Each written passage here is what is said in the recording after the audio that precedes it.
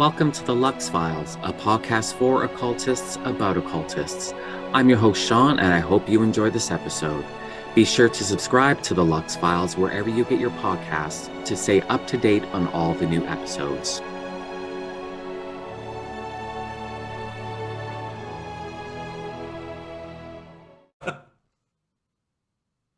Hello, everyone. Welcome to episode 20 of the Lux Files. I am with Thelemite, ceremonial magician, and lifelong student of the Western esoteric tradition, Marco Visconti. Hello, my friend. Hello there. Thank you for having me, and it's great to be here. Yeah, thanks for being on the podcast. I really appreciate it. How are you? Not too bad. Trying to adapt to the ever-changing summer season here in the UK, which is always a bit of a struggle. But all good. I would say all good. We've been through a long and difficult year. We don't need to go there. We all know what we've been through. But yes, Yeah. It's nice to be a little bit out of it. I don't know for how long, but it feels nice right now. If we go back into some restrictions, I'll be okay with whatever we have to do to keep people safe.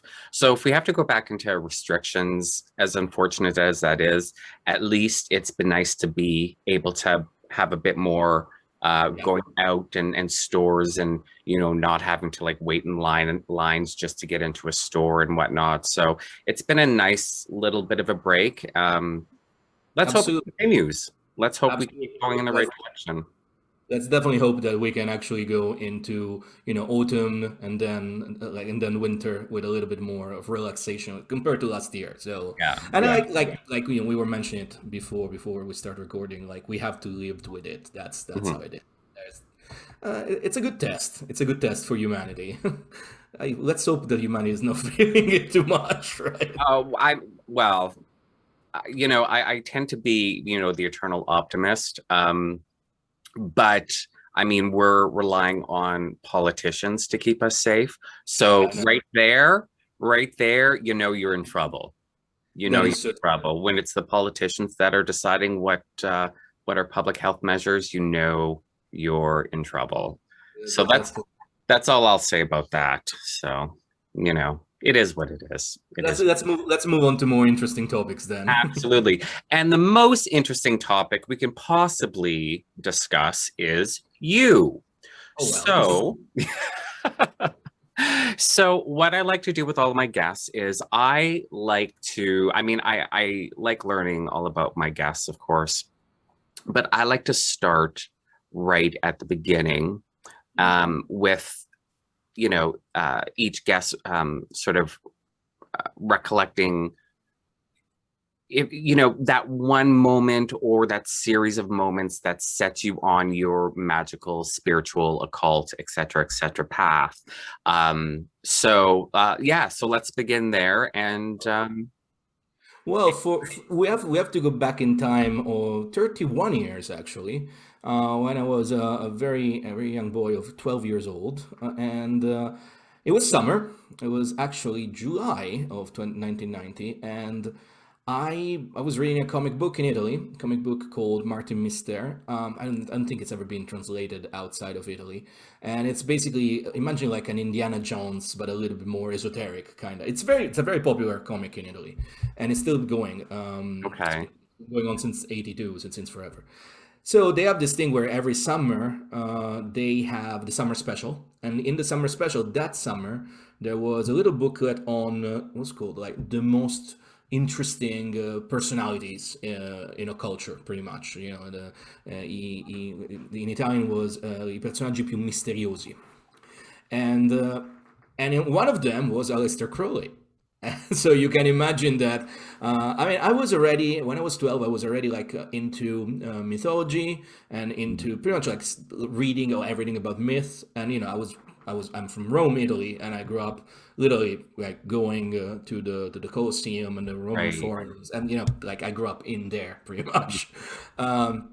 But for some reason, I was never so much into Roman mythology. I was much more drawn towards Egyptian, Sumerian, and Celtic mythology. Okay.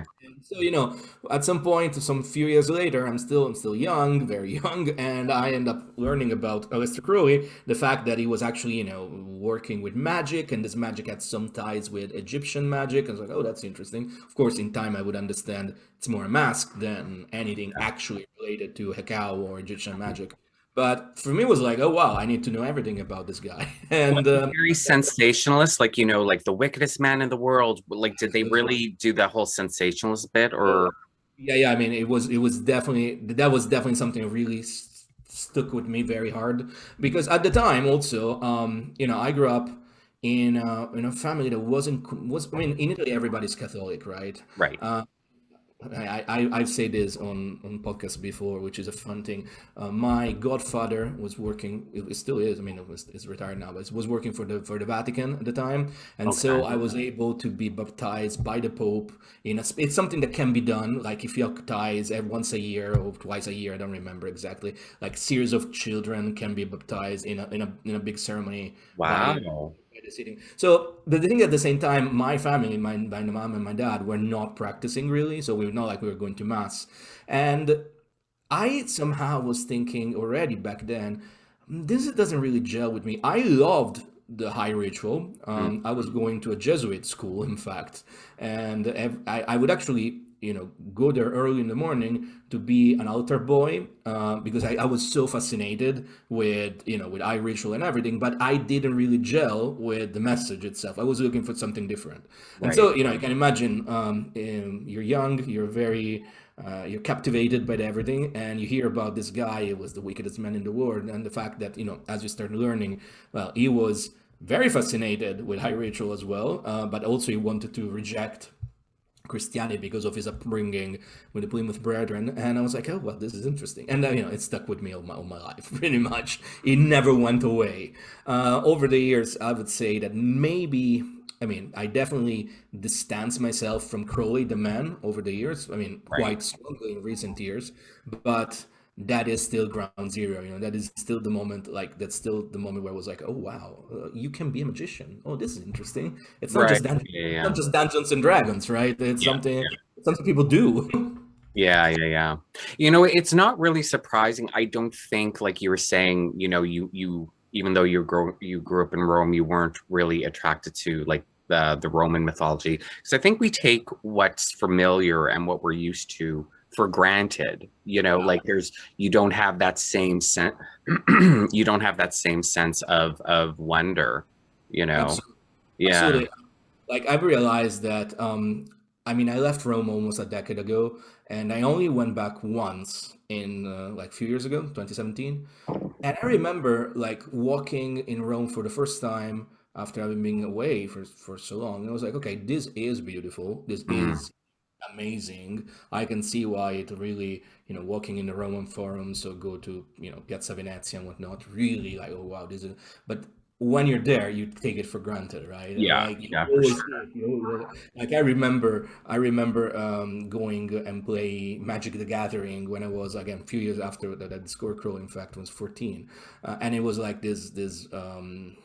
this role-playing game shop in front of the Colosseum. I was always there, right? Like when it becomes the backdrop to your teenage afternoons, it's one of the things, right? Yeah, yeah, yeah. Meanwhile, there's the rest of us that can't even conceive of like a modern shop, like a gaming shop, anywhere From near the Colosseum, you know? it's not there anymore, unfortunately, but it was. And also, you got to understand that something that's very popular in the UK and the US, well, everywhere in the world, really, in Canada, like gaming shops like that. In Italy, was almost unheard of, right? Okay. Like. So, this place was called Strategia and Tattica, which means strategy and tactic. And it was the only one of two. They were in Rome in front of the Colosseum. And then there was another shop in Milan, and that was it. Mm. 19, talking about 92, so, forever, 29 years ago. So. Yeah. But yeah, I mean, things have changed now, of course. Things have changed now. But back in the day, it was really like you have to go to this one place, and it was in front of the Colosseum. So, it's quite cool. Yeah, for sure. Absolutely. Absolutely. So, so when you came across Crowley for the first time and you're like, oh, people actually practice magic, Now, so that obviously, set you on your path, but the sensationalist stuff about Crowley, like what do you remember? Like that obviously didn't put you off, but do you remember what you thought about that? Like how you perceived that as a 12-year-old? I mean, I wasn't phased off by it at all because I grew up in a big house with a lot of books, and I was mostly on my own most of the time. My parents were never around. And so imagine a few years before this, when I was around 8 or 9, I already had discovered Marquise de Sade. So I Mhm. wasn't very, and then Aninin. So I wasn't very phased by all of this at all, right? Right, So I right. was like, okay, actually, there's someone who's mixing magic and sexuality and exploring, the wild side. Um, I guess that since because I wasn't raised in a strict Catholic household, I also never felt there was anything wrong about it. I always Right, felt, yeah, right. it's okay to explore with sexuality. It's okay to explore with strange approach to life. Only many years later, I came to understand the problematic sides of Crowley's character, the misogyny and the narcissism. But at the time, it was like, oh, this guy sounds a lot of fun. Yeah, yeah, yeah, yeah, yeah. So where did that take you, learning about Crowley, learning that, magic is real and people are actually doing it. What what were your steps then? Like, did you as a teenager start exploring magic? Yeah, absolutely. I the only Crowley book that was available at the time in Italy was the 1972 edition, the translation of the 1972 edition of Magic in Theory and Practice, Mm, and it was a super abridged version of an edition that was already not the great because the 72 edition was the one edited by John Simons and Kenneth Grant, which as much as I love Kenneth Grant, not so much John Simons, they didn't do a very good job on that edition. The right. funny thing is that the Italian version, at the time I could read English because I grew up learning English, but there was no way. I mean, Amazon wasn't a thing, right? Yeah, So yeah. like, all I could find was this book, and in the Italian translation, which, just to give you an idea, was so bad that chunks of the text were not translated because clearly the translator did not understand at all what he was reading. Oh, So wow. it was you could see that the sentences were just like disappearing into somewhere, and then a new chapter would start, and you would say, "Oh, there's something here." Oh, so That they didn't leave the English in. They just cut, no, like no, whatever couldn't be translated, they just cut out. just cut it out. Absolutely, absolutely. Wow. Yeah, I mean, Italy, it's different. I mean, I get in this day and age, it's different. More people speak English, but I grew up in an environment where very few people spoke anything but Italian. Okay.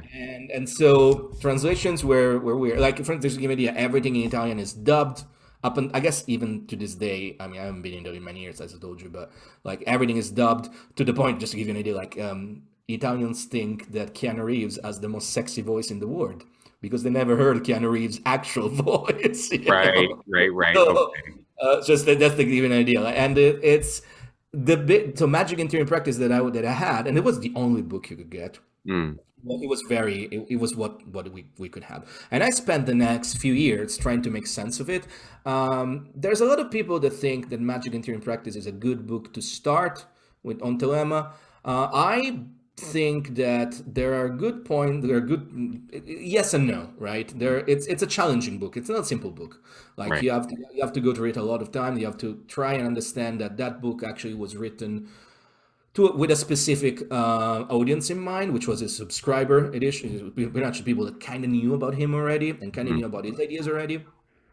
So it's not the easiest book, but I tried to make sense of it. And the good thing also is that I was also one of the early people in Italy using the internet. Like I was on Text BBS. I was, and eventually, the very like the equivalent of AOL, the equivalent of the Nets, using Netscape when nobody yeah, used. yeah. So, and being able to speak English, I started looking for information, and that's where I found, the Usenet, and I found the mailing lists. We're a bit further now, and it's 95, 96. Start finding the Usenet, and then eventually the forums. Barbalith was was a big chaos magic forum, and that was something that I started going into that and started reading into it. And then we're like, now it's 1998 and I'm 20, so 8 years have passed. And that's when I received my first initiation into the AA, on a very unique, very specific. I mean, there's a lot of discussion about the AA lineages. Mhm. The ones people know usually are the American ones, but most people miss the point that there's so much more out there that's never been discussed. It's always been kept very private, very under wraps, and um, and I think that that's something maybe we should learn, that it's not because if you cannot find it on the internet, it doesn't mean it's not there, right? Exactly. Like Yeah. there's a lot that can be found on the internet. I do believe that when it comes to Thelema in particularly, if you look for the secrets of the O.T.O, everything is on the internet. Like everything that's written, you can find.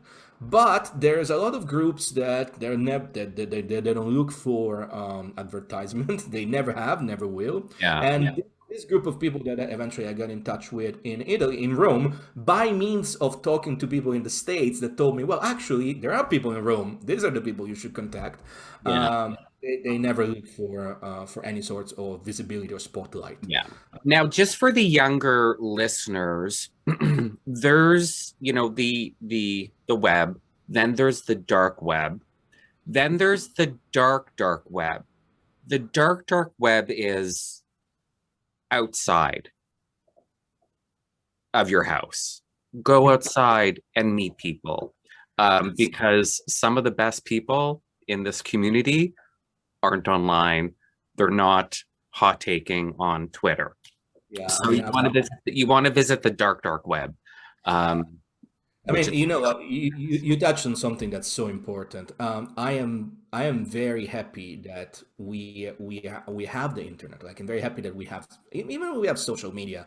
Social media, I do think it's an expression of corruption and dispersion. But if yeah, you can tame the beast a little bit, you can make it work for your ends. yeah, However, we really need to remember that esoterica, the occult means hidden, and yeah. it is hidden knowledge. And there is so much more that is not on the web. Hmm. When we start discussing this because of the AA lineages, and there are people on the internet that are hell bent that will tell you, no, I know everything about all the lineages because I found everything online.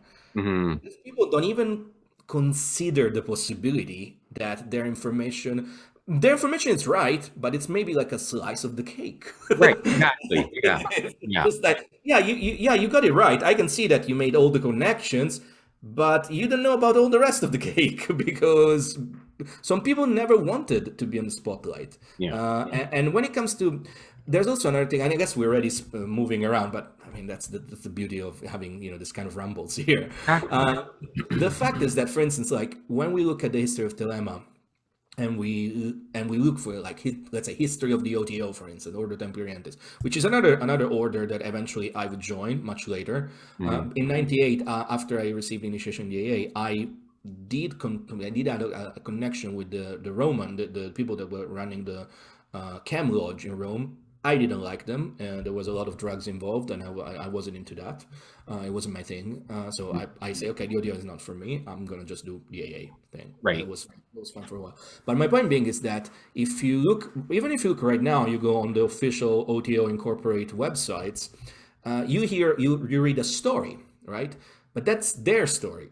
Yeah, That's their story because it serves it's the narrative that the O.T.O was dormant, and then Grady McMurtry came along and it was revived and everything else. But if you go to Brazil, well, they will tell you a different story because Marcelo Motta, it's had a lot of students, and still the students are still there and they have their own story. If you right. go to if you go to Switzerland, if you go to Germany, if you go to Italy, there's different stories that. But then again, most of these people in opposition with the O.T.O Incorporate has done, they never sought the spotlight. Possibly, to be fair, they never had the copyrights. Like the copyrights were won by one specific organization. Right. Yeah. Yeah. So anyway, we're going places around, but No, no, it's great. It's great. But yeah, I mean, even as a sort of a similarity with Golden Dawn material and people saying, well, this material isn't Golden Dawn because it's not in my Regardi book.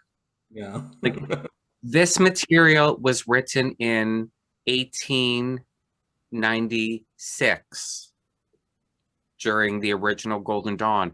You're discounting it because it's not in your sixth edition Regardi book. You know what I mean? Just because it's not out there, this material, like there's a lot of unpublished material, just because it's not published doesn't mean it doesn't exist. And when it comes to light, you don't discount it because it's not in your Absolutely. Regardi book. I mean, absolutely. If you're ever in London, you can go to the Library of Freemasonry and actually request to see the Golden Dawn treasure trove they have. And there's so much Yeah. stuff that's never been published yet. Yeah. Tony Fuller online has been talking a lot about, the Smaragdum Thalassus Lodge in New Zealand, or the Mhm. Waira. And I mean, they have so much information there. It's never Yeah. been they never wanted to publish, and Yeah. that's fine.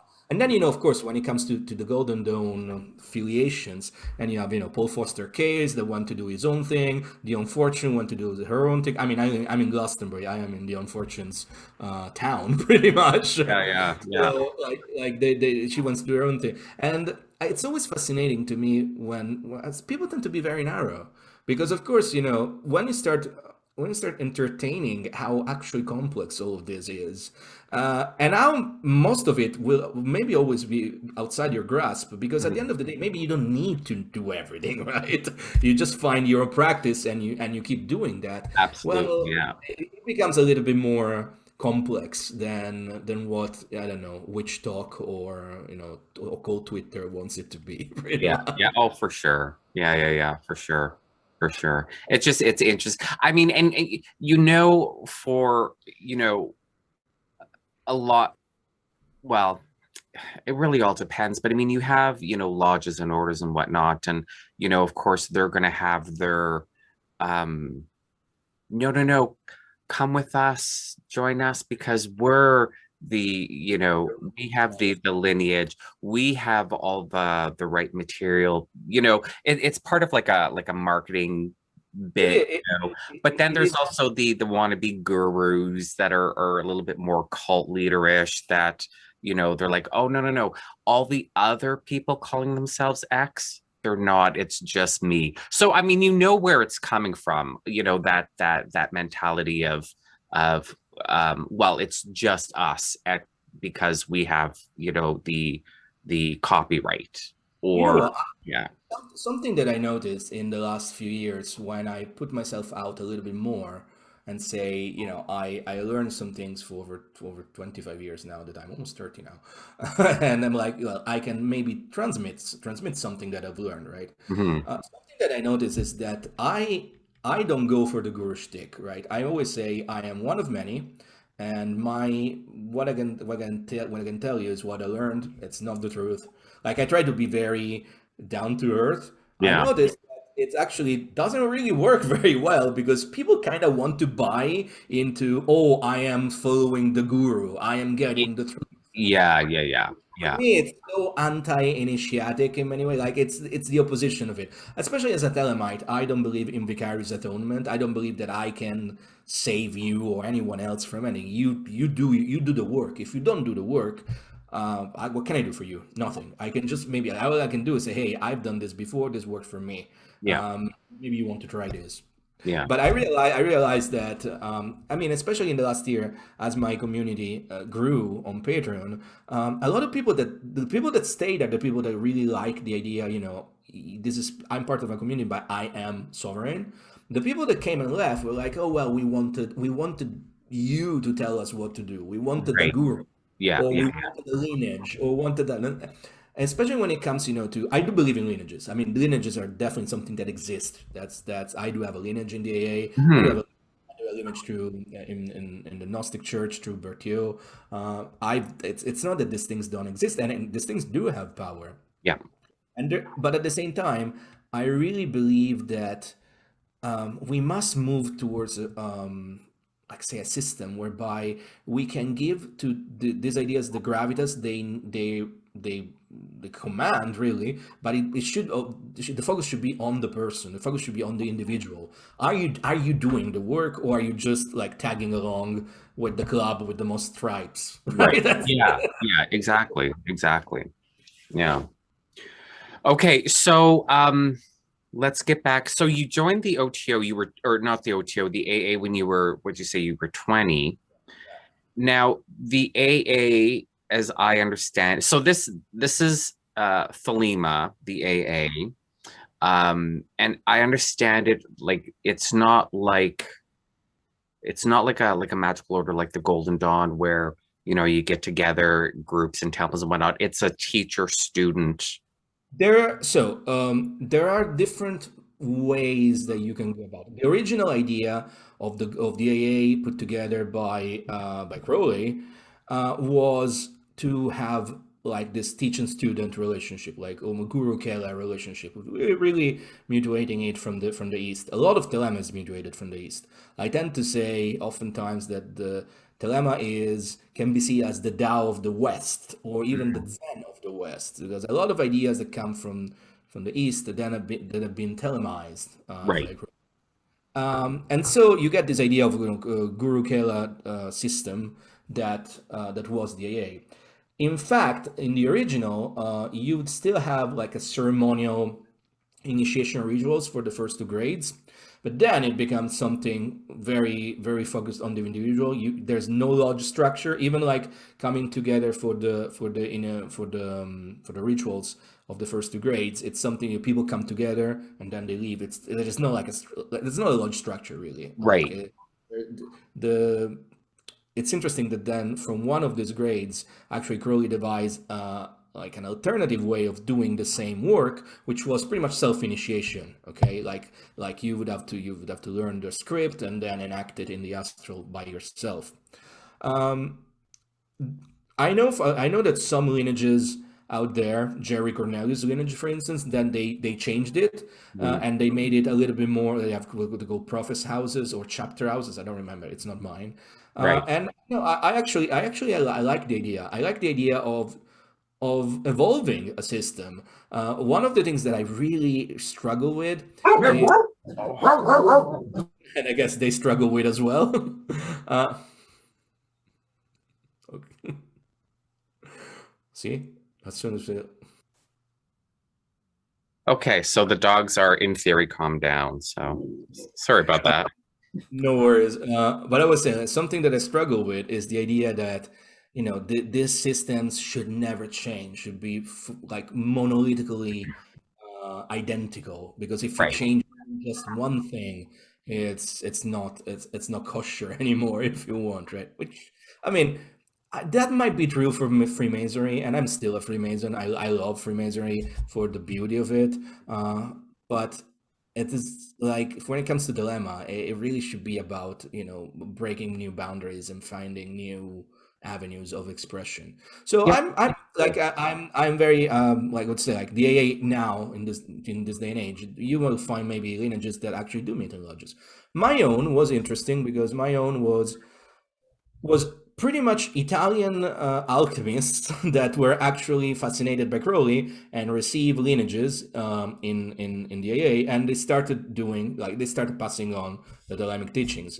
Okay. And so, like I was always like I was joining them for my first two grades, and like as Crowley suggested, and then it became really like a one-on-one kind of situation where you would but the thing is that at the same time I would know that there were more people out there, We're not talking about, we're talking about like 15, 20 people, and everybody much older than me, by the way.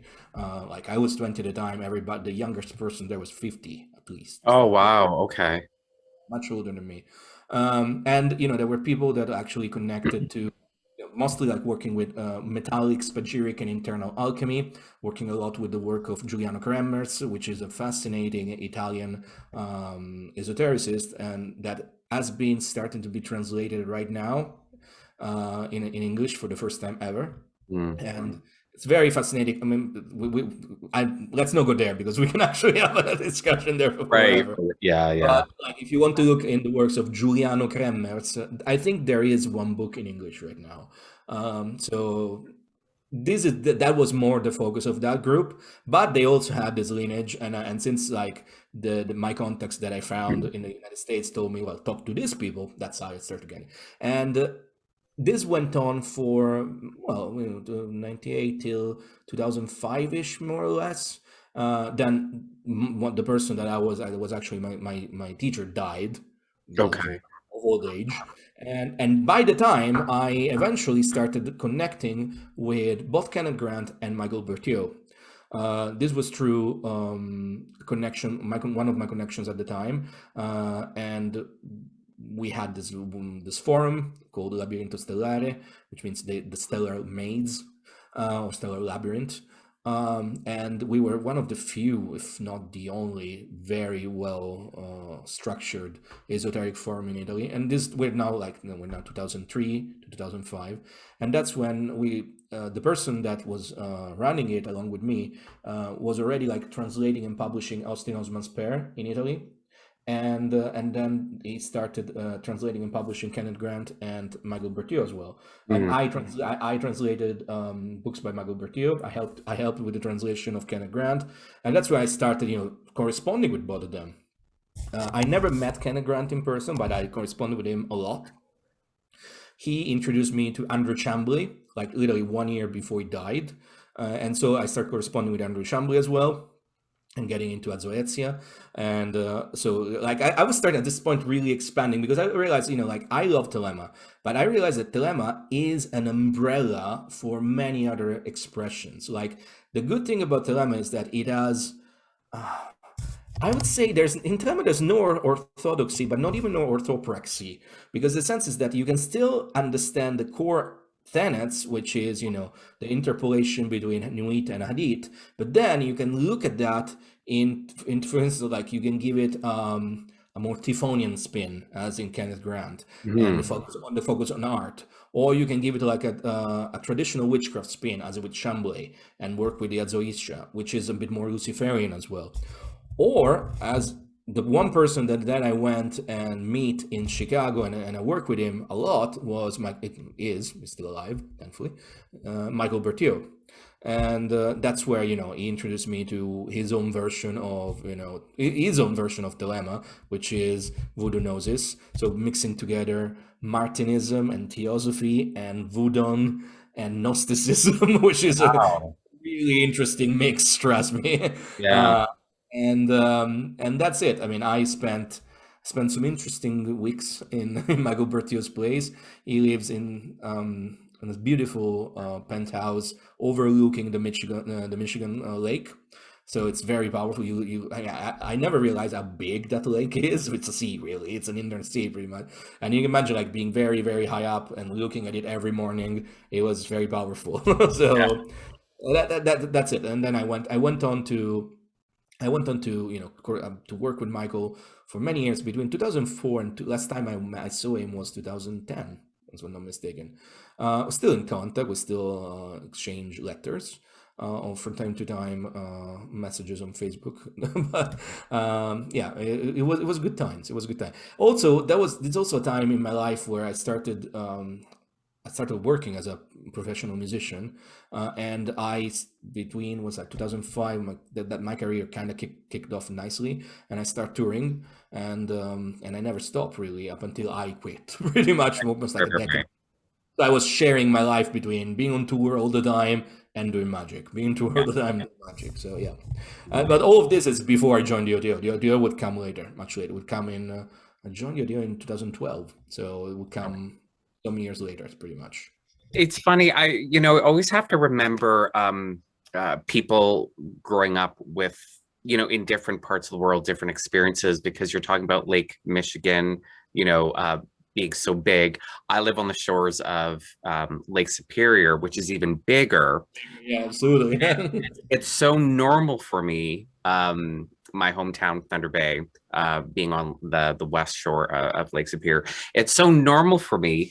But yeah, because I mean, I would think that Lake Superior, just the surface area, probably would be half the size of Italy, maybe. Yeah, yeah. I mean, it's funny you mentioned that. It's funny you mentioned that because I remember recently seeing like a meme about one of this meme on it. It was like showing how big Lake Superior is. Yeah, Yeah. I mean, I guess it is as big as Italy, or even more. Yeah, and on Saturday afternoon, I was on a Zoom call. A friend of mine, Kara Hamilton, in the UK, she was doing one of her like psychic shows. I mean, it was completely fascinating. I'd love to see it in person, but she was doing a virtual event. So a bunch of us were talking afterwards, and Kara was here in Canada for a time in Winnipeg, which is an 8-hour drive from me. So I said to the group, and most of them are all in the UK. I said, she used to live right near me in a city called Winnipeg, which is only an 8-hour drive Oh, away. And really? they were all like, what? I'm like, oh, right, right, right. I mean, to me, an 8-hour drive is like we're next door neighbors. I mean, I can drive 24 hours and still be in my province. You know what I mean? Yes, Yeah. absolutely. So they were like 8 hours. That's not close. And I'm like, I mean, that's 8 hours you go from Naples to Milan, which is two-thirds of Italy. So yeah, it's like here yeah, in the UK, I don't know. Here in the UK, maybe you go all the way from London to Boleskine, I suppose, or something like that. It's that's basically what I said. I'm like, I think that's like London to Edinburgh or yeah, something yeah, like close, that. yeah, something like that. Yeah, exactly. Yeah. So, you put things into perspective there. Cause I mean, yeah, I was like talking about Lake Superior being, half of Italy. I mean, England's small if you really think about it. Yeah, England is tiny when you think about it, Yeah. especially if you think of England as England. Without Wales, without Scotland, it's tiny. And That it's even smaller. Yeah. Yeah. Yeah. it's Yeah. really Yeah. like just to give you an idea, Glastonbury, where I am from London, it's on the opposite side of England proper, but Yeah. it's not even 3 hours drive, not even 2 hours and something. And people don't drive that long. Oh, that's far. I'm gonna take a train. I mean, I know I'm taking a train. It's like I'm not driving. It's too long. But yeah, Yeah. again, Yeah. Yeah. Yeah. at the I mean, same, for me, that's like, oh God, yeah, that's nothing. That's nothing. I can't even get to the closest America, because I'm close to the American Canadian American border. It's only 45-minute drive south of me.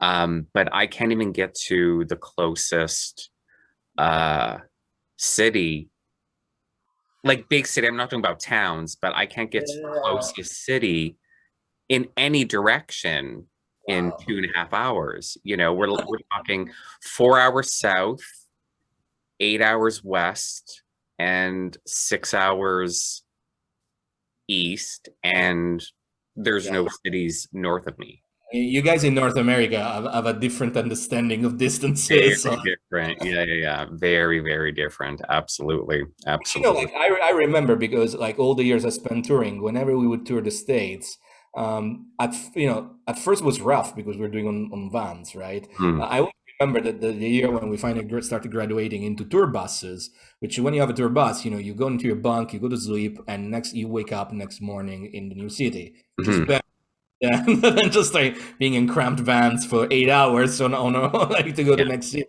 So I remember those days. I mean I was in my 20s though. Like I wouldn't be able to do Right. it. Right. I mean, you can basically do anything in your 20s, and now you're like, oh, I don't think so. Yeah, Yeah. no, Yeah. Like, exactly, like, like guruship. I'm like, oh, that seems like a lot of work. I'm not going to bother. I'm not. precisely. I'm not going to be a guru. That's. Yeah.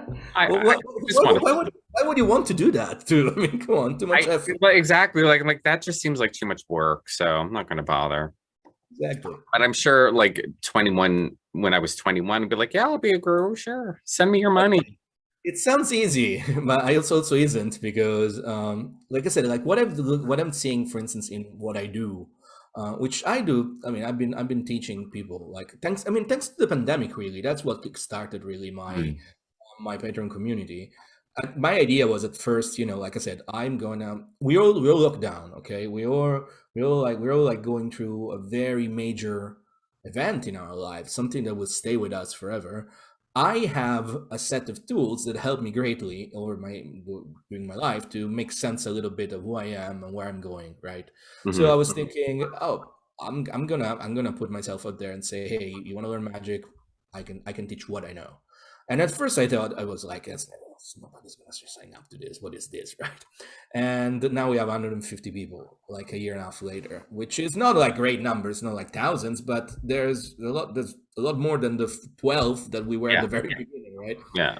Something that I noticed is that if you decide to do that, right, it's first of all, it's not about the money because there's no money in this. Come on, let's face it, right? I still have a day job, and I will forever have a day job Yeah. because that's how it is. Patreon does bring something in. It's really more about paying for the time you put into, really. But what I notice is that you want to help people, Mhm. and magic will steer a lot of emotions in everybody who actually wants to, everybody who does it for real. Like everybody that even sits, if somebody says I want to do magic and then read a book, that's okay. Nothing's gonna happen real there. But Right. even if they sit down and they spend some time with learning pranayama, learning visualization, even learning to be silent with themselves for an hour, right? That will stir some emotions. And the thing is that like people that put themselves out like as teachers, quote unquote, like I do, well, you want to be there for them. We want to be there, if at least even just to lend a ear, right? Because of course we're no, magic is not psychotherapy, nor should be psychotherapy. Right. Exactly. Something like a big disclaimer that I have in everything I do is like, I cannot help with anything that needs psychotherapy, right? But if you want to learn how to do the pentagrams, maybe I can tell you what I learned about the pentagrams myself. Mhm, Even mhm. that will steer some emotions though, and so you got to be there for them, which goes back to the point. Being a guru or being a teacher more, it's a lot of work. Like, Yep. it's a lot of work, right? And I mean, I really love what we created with this. We called it Magic Without Tears, right? The community, and but it's been a lot of work. Right? No, it absolutely is. Yeah, absolutely.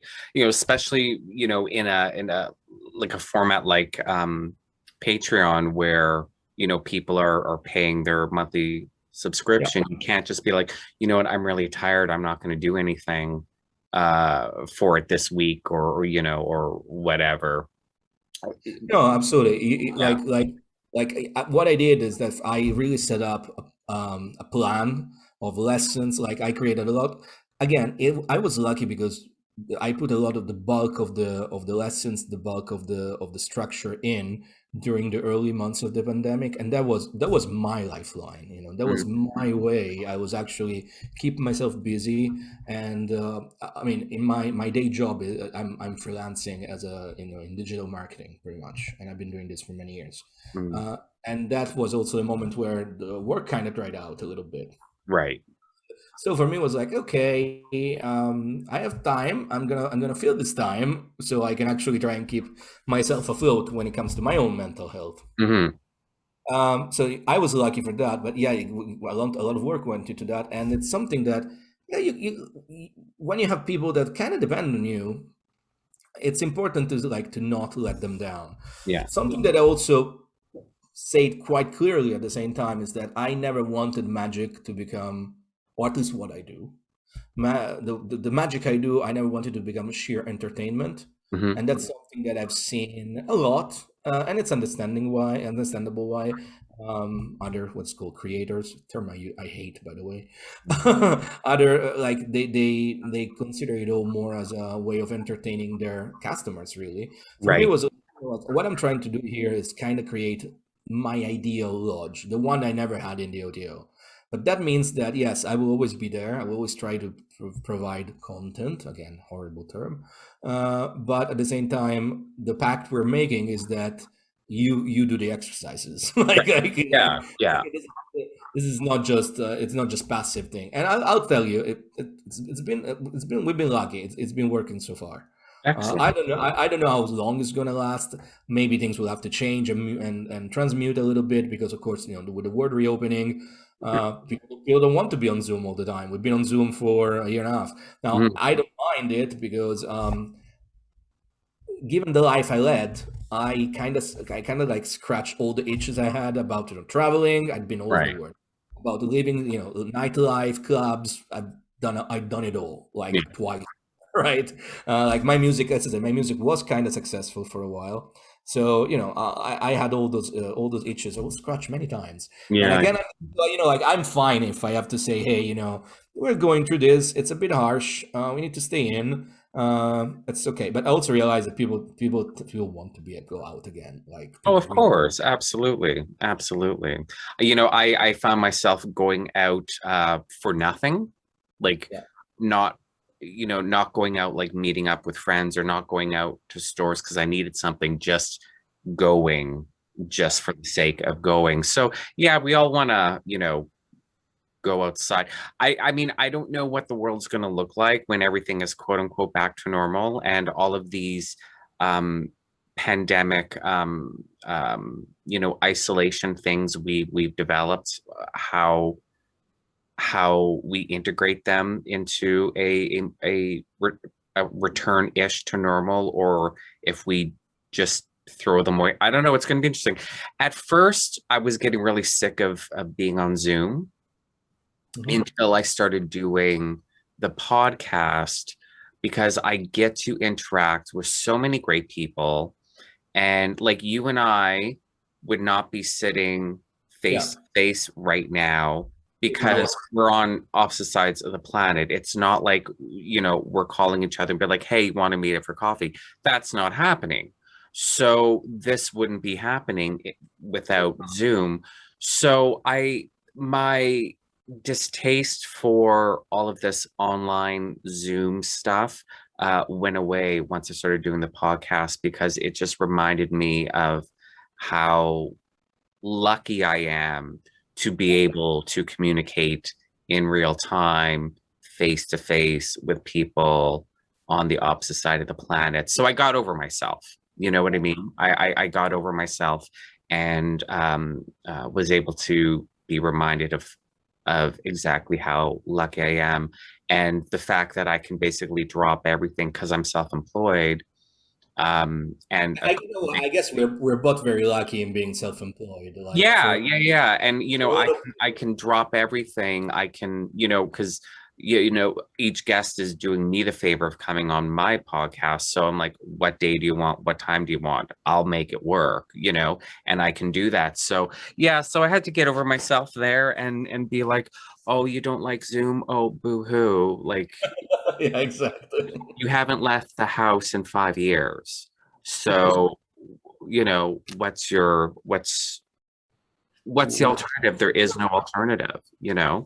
So yeah, yeah, it It's is what it interesting, is. like how no matter the conversation, I'm noticing this with us now, but I've noticed it a lot, like how much COVID always seeps into the conversation. And Yeah. this is something, from a magician standpoint, like this is something that I've been thinking a lot about it, because how are we gonna really exercise this? Because I don't think the way is to just like forget that it existed, Mhm. because that would be really like um going through trauma and never process it. Yeah. But without going again into psychoanalysis or therapy, like there is magic can be done about it. There's magic can be done to integrate this, right? How are we gonna realize? We will look just at the pentagram operations. How are we gonna rebalance our elements to understand that we maybe there's been like an imbalance in the waters, like we need to bring back some fire maybe, or we need Yeah. to ground ourselves, right? These are ideas, these are magical ideas at the end of the day, because like I said, COVID keeps seeping into discussions no matter what, and I think it's going to stay with us for a bit longer. Like maybe we will, maybe we will, vaccines will work and we'll go back to normality, but we will remember this. Yeah. And this is and I think that as magicians, we really ought to do the work twice as much and say, hey, we have some tools to at least start the healing ourselves, and then maybe even accept, maybe we do need some therapy. Like I definitely need it. COVID has caused a lot of damage and a lot of trauma, and you can take out the human cost, all the deaths, and you can take that out of the equation, and you can take out the grieving family members left behind. Take all that out, because my brother got COVID. He's a correctional officer, so that wasn't a surprise. He was fine. I don't have anyone that got sick where they were in the hospital or sick and died. So for me, COVID has been about restrictions and isolation and lockdown.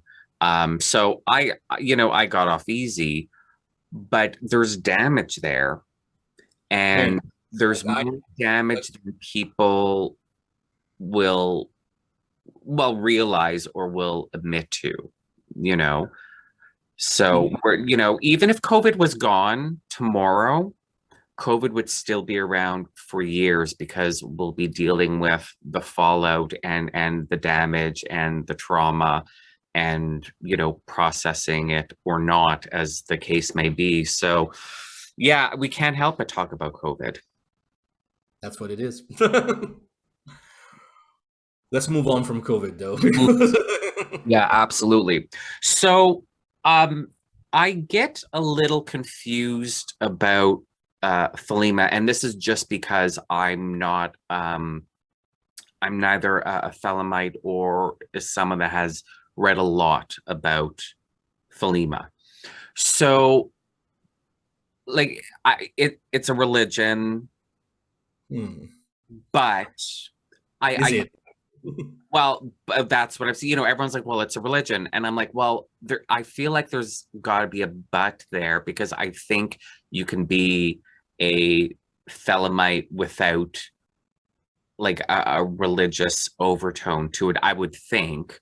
But so just go with me on this for a moment. So my information, basically what I have in my head is Thelema is a religion, but there's magical practices involved, and the fact that there's different orders that are Thelemic, that are separate.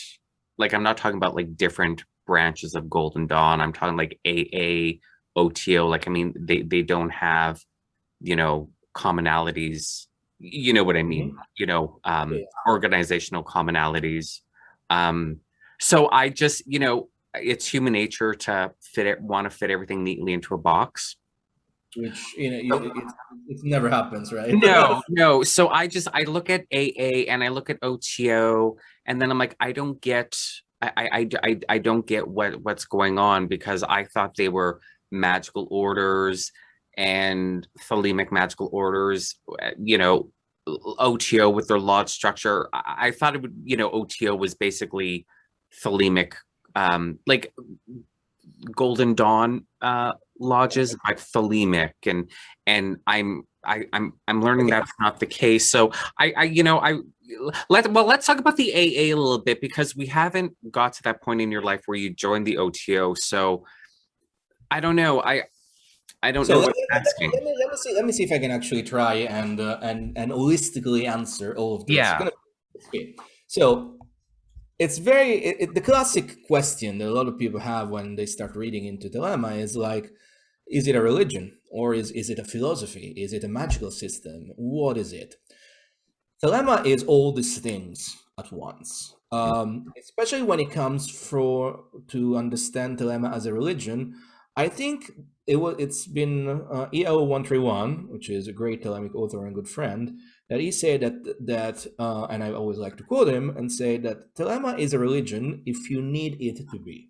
Right. Because it's undeniable that the Thelemic philosophy has very serious religious overtones. I mean, there are gods, there are goddesses, there are rituals that are Eucharistic in nature, and so you can definitely. And I mean, and most of all, Aleister Crowley wrote Gnostic Mass for it, and he would claim Gnostic lineage, neo-Gnostic lineage, of course, from Doinel. I mean, and he tried to make the point, which I am a subscriber to, that Thelema is in fact a Gnostic religion. So, but at the same time, if you don't like religion, if you don't feel like you need the religious approach to it, you can do without it. Like another important tenet of Thelema is to say that there is no God but man. This implies that is Thelema atheistic?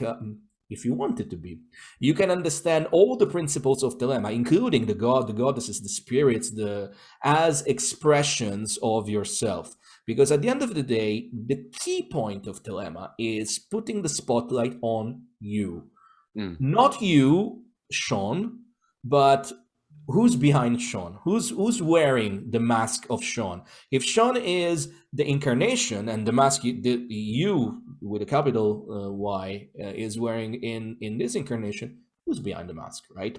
So the idea of this is connected with the important idea in Thelema, or which I would say it's one of the two fundamental steps in Thelemic initiations, which is the knowledge and conversation with the Holy Guardian Angel, which is tied to the discovery of the true will. Now, true will, it's such an important part of Thelema. Do what thou wilt shall be the whole of the law. Love is the law, love and the will. Those are the two of the main aphorisms of the system itself.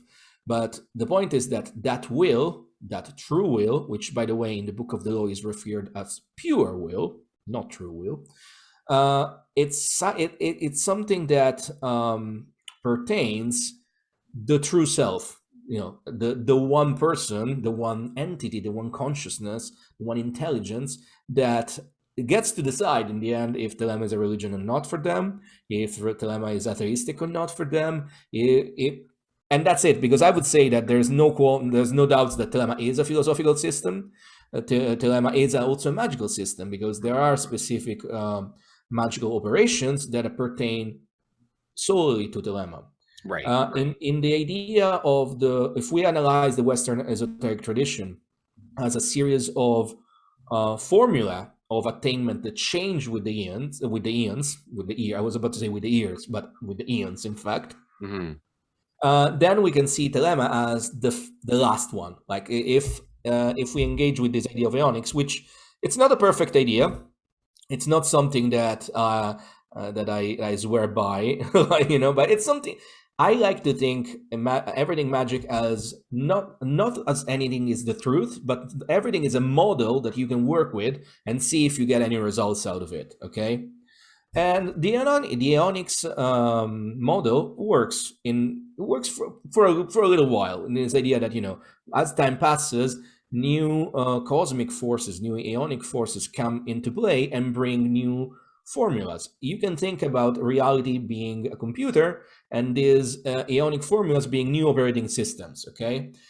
You can still run an old operating system on your computer, and maybe you can do everything perfectly that you need to do, but maybe you don't have all the last features, right? Like all the final, like you can have, this is an iPhone 11, I don't have the camera with three focuses, I have only two, right? That's the idea. That's what Thelema is. Imagine Thelema is having the final, the best best is a bit, it's qualitative, but say like the final model, right? The one that with all the last perks.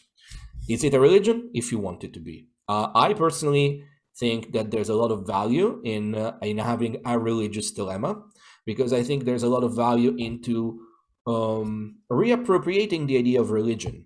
Like we, especially in the Western culture, we've been suffering so much from 2,000 years of Christianity that Christianity of the church, I would say, Yeah. that brought along abuse, that brought along everything that kind of let people become disillusioned with the idea of religion, with the idea of God. And I think this brought a disenchantment along, which it's almost like we lost one of our senses. Really, we lost the Right. sense. We kind of lost the sense of wonder in a way. I'm not saying that religion is the only way to bring back this sense of wonder. Magic is another way, of course, to bring it. But I think that reappropriating of the concept of religion, by all means, religion comes from Latin, right? Relegare, like to bind yourself again with the idea of wonder. There's a lot of good coming out, and Thelema offers that avenue if you want. Right. And now, for when you speak about the Thelemic orders, things get a little bit complicated there. So Crowley, at first, only conceived the AA. AA, there are two words, there are two letters that don't mean Alcoholic Anonymous. Everybody makes that joke. I can make terrible jokes about it. I will not do that today. Those letters can imply many different things. Argentum Astrum, the silver star. It can mean the angel in the abyss. Angel being the holy guardian angel, and the abyss being this moment, this gulf in the Kabbalistic tree of life that you have to cross in order to reach the supernals, Bina. And those two really are the fundamental steps in the Thelemic initiation. The first, the man of earth, is the neophyte. Then you have the lover or the adept, and the adept is the one that knows their true will and has achieved the knowledge and conversation with the holy guardian angel. And this is pretty much also what the Golden Dawn system ended. Like that was the vault of the adepti of Christian Rosenkreuz. You would not go further than that.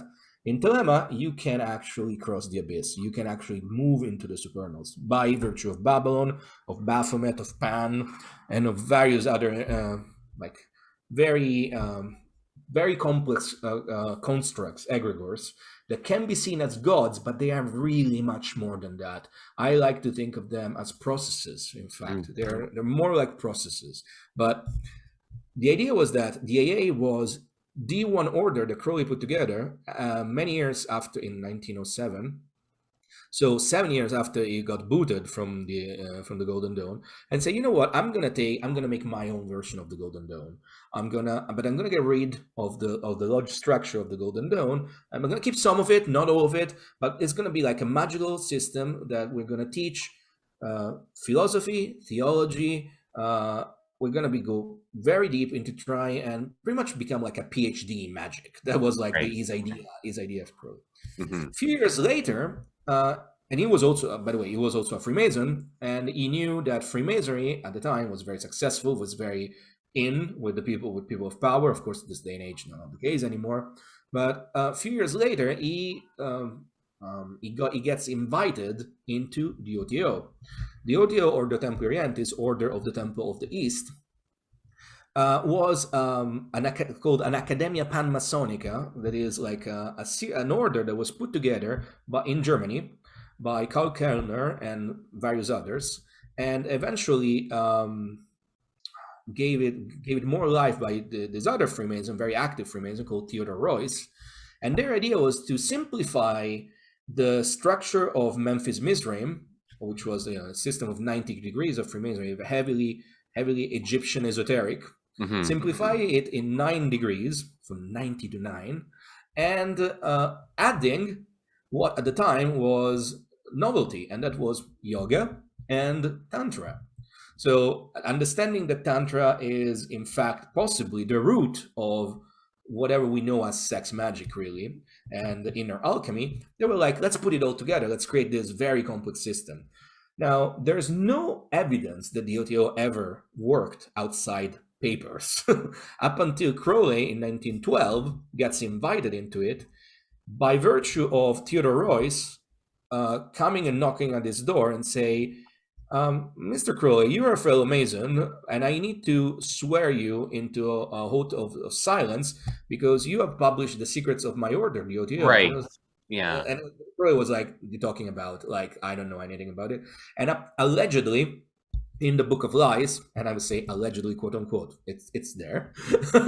Crowley published a couple of chapters where he really lays out a very prolonged and complex sexual magical operation, which is also called erotocomatose lucidity, or the sleep of Shilam, whereby, and that was the secret of the 9th degree, like pretty much the idea that you in order to create the stone of the wise by virtue of inner alchemy, you have to ruse yourself again and again and again, and then at the very end of very complex successive arousal moments, you focus all that will and all that arousal into one thing.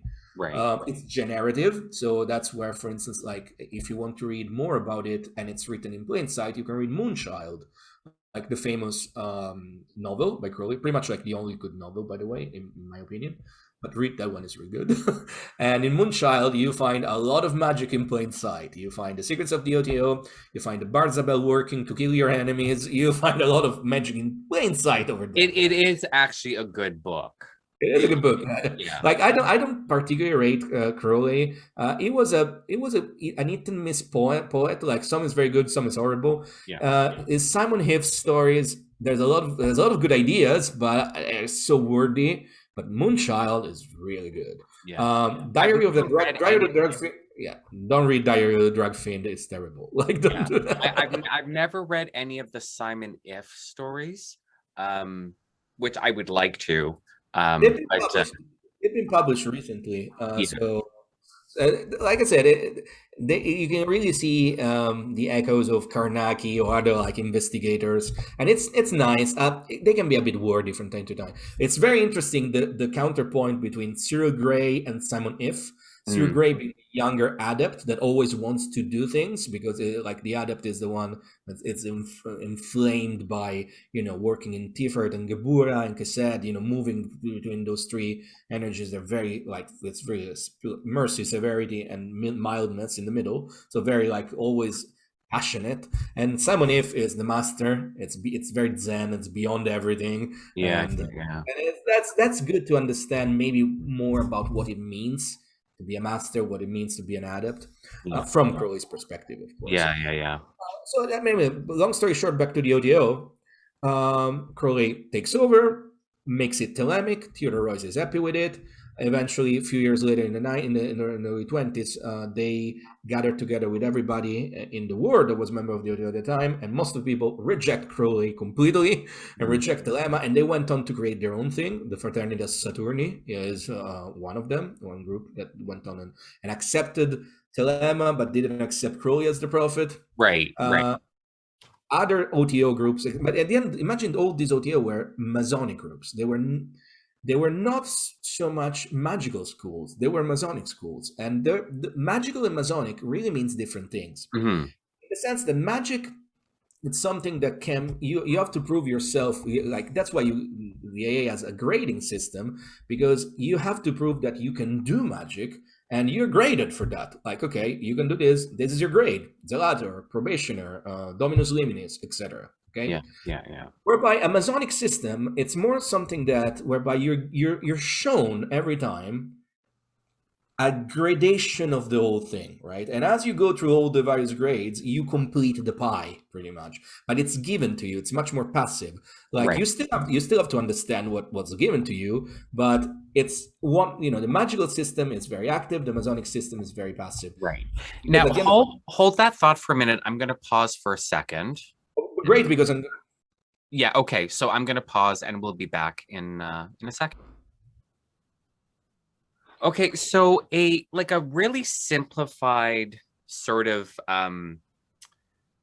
explanation of like a magical order versus a Masonic order. Like a magical order, you go to temple, you do ritual, you perform magic.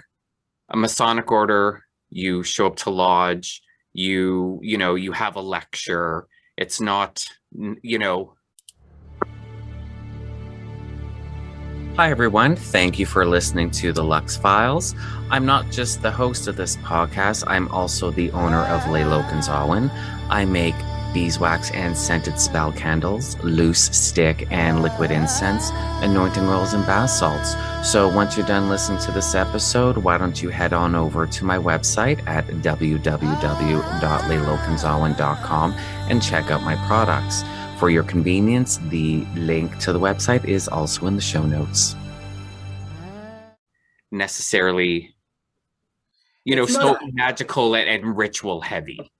Yeah, I mean, I would say, in a Masonic lodge, you would say that the lecture is a ritual itself, right? Everything, every part of, if you look at the degrees of Freemasonry or the degrees of the O.T.O, they are really stories that are told you, and in the stories there are allegories and metaphors and symbols that it's down to each person to pick up. But usually the candidate is there, and this pageant is showed to them, and that's what there's no much action or that they have to do. They have Right.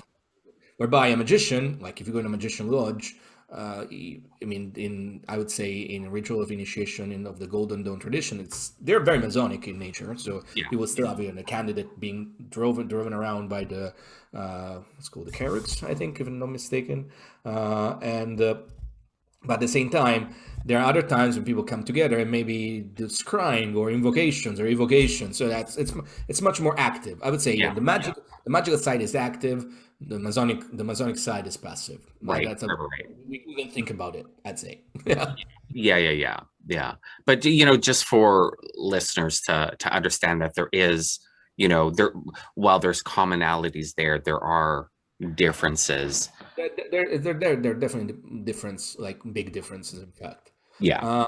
Of course, this was in Crowley's idea, of the original idea. What you find this day, it's different. Like, things have evolved, not always in a great direction, I would say. And maybe this is the time where I can tell you, eventually I would join the O.T.O in 2012, and for a long time, for a good time, actually, I was full blown into it. It was an interesting time of my life.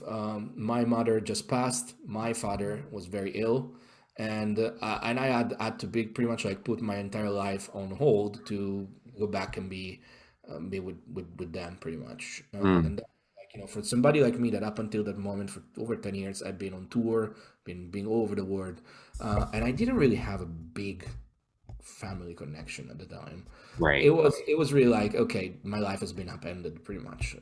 I need to do something different. And this is where, in fact, the idea of finding a new family in the O.T.O became very appealing. Unfortunately, my story with the O.T.O, it's not a happy story.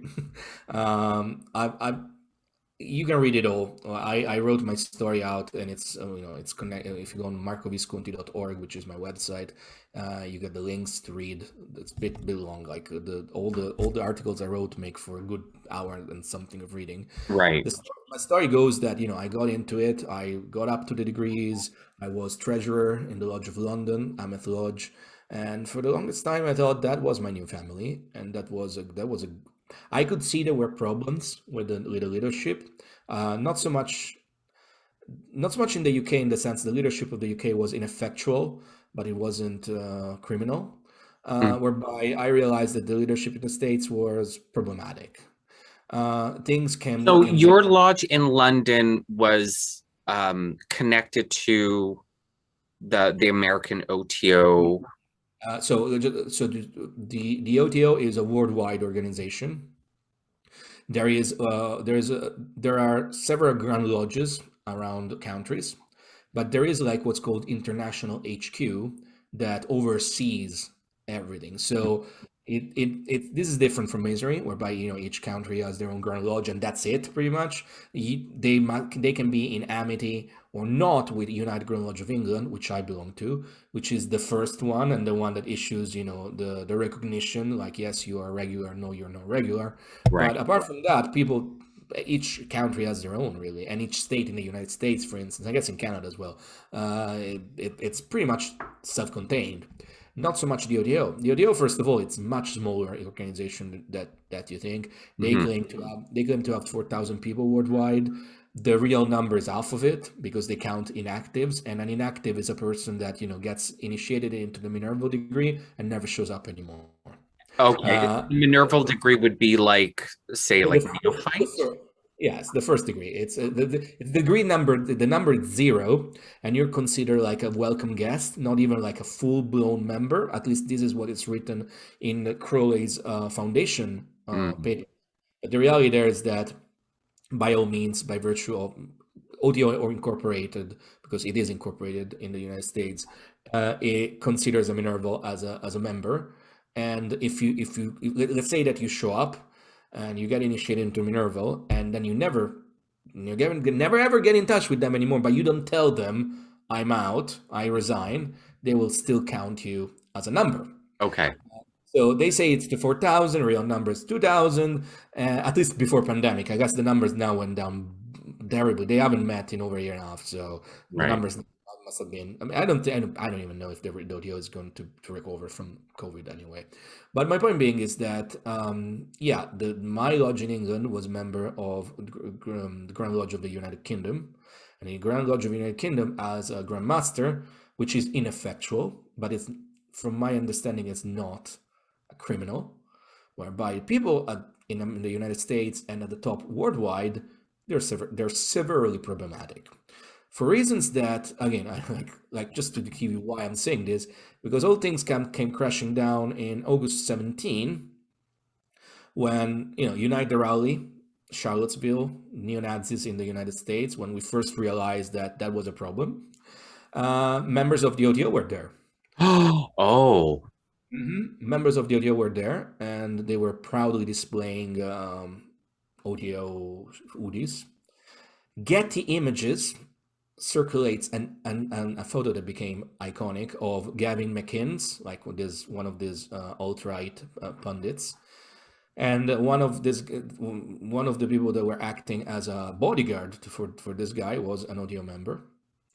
And things go down, and what we all realized is that a lot of people in the American leadership were perfectly fine with it. and Wow. and so we realized that that from that point started like a severe smear campaign about everyone who was trying to say, hey, this is not right, because somebody called James Wasserman that passed last November, he was an important leader of the O.T.O and a full-blown Trump supporter, alt-righter, with severe white supremacist views as well. He was Mhm. like, fuck you all. Sorry if I couldn't say that. No, absolutely. You totally can. Yeah. This is Thelemic. He wrote. He went to, after that, this guy keep drumming drumming this idea, and really enabled a lot of very nasty people in the O.T.O to come out of the woodwork. He went on to write on Pagan Dawn, New Dawn magazine, not Pagan Dawn, absolutely not Pagan Dawn, New Dawn magazine, an article about how Trump was pretty much Crowley, and you can Oh, those were insane years. Trust me. yeah. It's really insane to me that even more those years that a lot of people are trying to forget that this happened, and I made it up on myself, and there's several others as well that we will not let people forget because it doesn't matter if you're a liberal or conservative. These people were white supremacists, like Yeah. the people that, there are still members of the O.T.O that have posted their presence at the insurrection of the Capitol in January. So just this is the kind of people we're dealing with, and it's not just a bubble. There's a lot of it. Like I said, like if you want to go more into it in the detail, you can read the stuff on my Medium. It's connected with the idea of trying to establish a Thelemic theocracy, and that didn't work out. Right. Trying to establish some people like Jed Daniel Gunther and Bill Breeze, which is the worldwide leader of the O.T.O, as pretty much like new prophets. And since they realized they could not do it with the liberals, they started this, which was the West Coast Thelema of California. Lon Milo Duquette, great guy. He's still a member of the O.T.O. He didn't quit, but he's a good guy, right? And for the longest time, that was pretty much the figurehead of the movement. But that didn't work out because apparently you cannot herd cats and you cannot herd Thelemites because Thelemites, if they're Thelemites, they will try and follow their will. But there's been this ongoing attempt to establish this theocracy whereby there's one AA, there's one O.T.O. Everything that doesn't fall in line from what we say, they're heretics, they're not real Thelemites. And who were the only people that listened to this? White supremacists, or Right. people on the absolute extreme right of the political spectrum. It's funny because a lot of these people think of me as a communist or a liberal. I'm neither. I am moderate right, if you want, right? That's where I would put it. I have liberal sensibilities, definitely, because I grew up in Italy, where the political spectrum, like the Overton window, it's not there in Italy yet. You can still get an actual center, an actual right, an actual left, right? Right. But like, a lot of these people, thought, oh, Marco Visconti is a communist, Marco Visconti is a Bernie bro. I couldn't be further than that, to be fair. But I'm anti-fascist, and I've always been, and I always will be. And so you can imagine, there was like the shitstorm that started, and that it led for me resigning from the O.T.O. because I decided, no, you're not going to count my number anymore. I'm resigned, like I'm out. Right. In recent years, like those people say, oh, well, Marco's been expelled from the O.T.O. It's very rare that they expel anybody from the O.T.O. And I haven't. So I'm pretty sure that if I were to say, hey, I want to come back, they would say no, because they do have like a shit list pretty much. Right. And I'm pretty sure I'm on it right now. Yeah. But I wear that with pride. Yeah. This without telling you that at the same time, there was a case of rape in the UK inside the O.T.O. We spoke about it out loud, and the people this time in the UK O.T.O. Grand Lodge, they tried to hush it away. And that's when I discovered it wasn't the first time. It happened before. They had a case of pedophilia. They had all sorts of stuff whereby, yeah, it's a shitstorm, and I don't want to be part of this anymore. Yeah. Who can blame you? Who can blame you? I heard that the O.T.O. did like a purge of people, of members recently. They've been purging people left and right forever. Usually people like me. Like over the year, they purged people that were actually amazing members. Like, I don't know, Gerald Campo or Alan Greenfield. He might be a bit weird from time to time, but he was the first. Like in 2006, he wrote something similar to what I wrote as well. Like, these are the problems of the O.T.O. Another big problem of the O.T.O., which is connected with this idea of trying to establish this Thelemic theocracy, is that they don't initiate anymore. In the sense that, yes, you can join, you can get to the first triad, which is really made of 6 degrees, but the idea is that after that, there's called the invitational degrees, and unless you are a nice bootlicker that always say yes, you'll never get there, because Right. Really try to say, let's try and purge all the undesirables and only keep the ones that knows how to do the goose step, pretty much. Yeah. I think that something that I've heard recently is that apparently Bill Breeze is stepping down finally after 35 years, 40 years, I don't know how long it is, 35. And the problem is that there's no one better there. Like everybody else that could take over, there's no one better. People outside the US, like people in Italy, a lot of them are very on the right wing spectrum of things, very, very connected with strange ideas as well. I do think that the O.T.O. will not exist in 5 years' time. I do think that there's so much information out there for people to make informed decision if they want to join or not. Right. I realize there's no alternative, in the sense that if you want to go and experience, like, I don't know, the Gnostic Mass, where do I go? There's only the O.T.O. I mean, if you live in a big city, I'd say the O.T.O. is minuscule, like it's already irrelevant. But they have more people than the average, right? So if you go, I don't know, to LA, if you go to San Francisco, New York, London, Vancouver in Canada, Toronto, I guess as well, Chicago, you will find an O.T.O. group. right? And maybe if you want to see the rituals with your eyes, that's where you want to go. The big problem is most of the time this you'll see these things like in shitty community centers because there's no money behind it, Right. obviously. But if you need to, again, to scratch that itch, there's really no other options so far. But I also know that COVID really hit them very hard because like they could only offer that. They haven't been able to offer that for a year and a half now. But lots of people left and never come back. And when new people go and try to say, should I join the O.T.O? There's so much information out there right now that people would think twice. We even scratch things like the prison ministry, whereby super high ranking member of this was many years before my time as well, like I think 20 years ago or something. But if you look O.T.O prison ministry scandal on Google, you will learn that basically this guy that was a convicted murderer, and there was also an O.T.O member, and he asked the O.T.O to pledge for him that he was reformed, so he would go out. They did. He got out and he murdered again. Wow. It's just that give you an idea of the people at the top of the O.T.O. They have no ability of discernment. They should be like the member of the 9th degree of the O.T.O. They should be like saints on earth. They are secretaries at best, and not very good at that either. Yeah. If you listen to this podcast, don't join the O.T.O. That's the problem though with magical orders and groups and whatnot.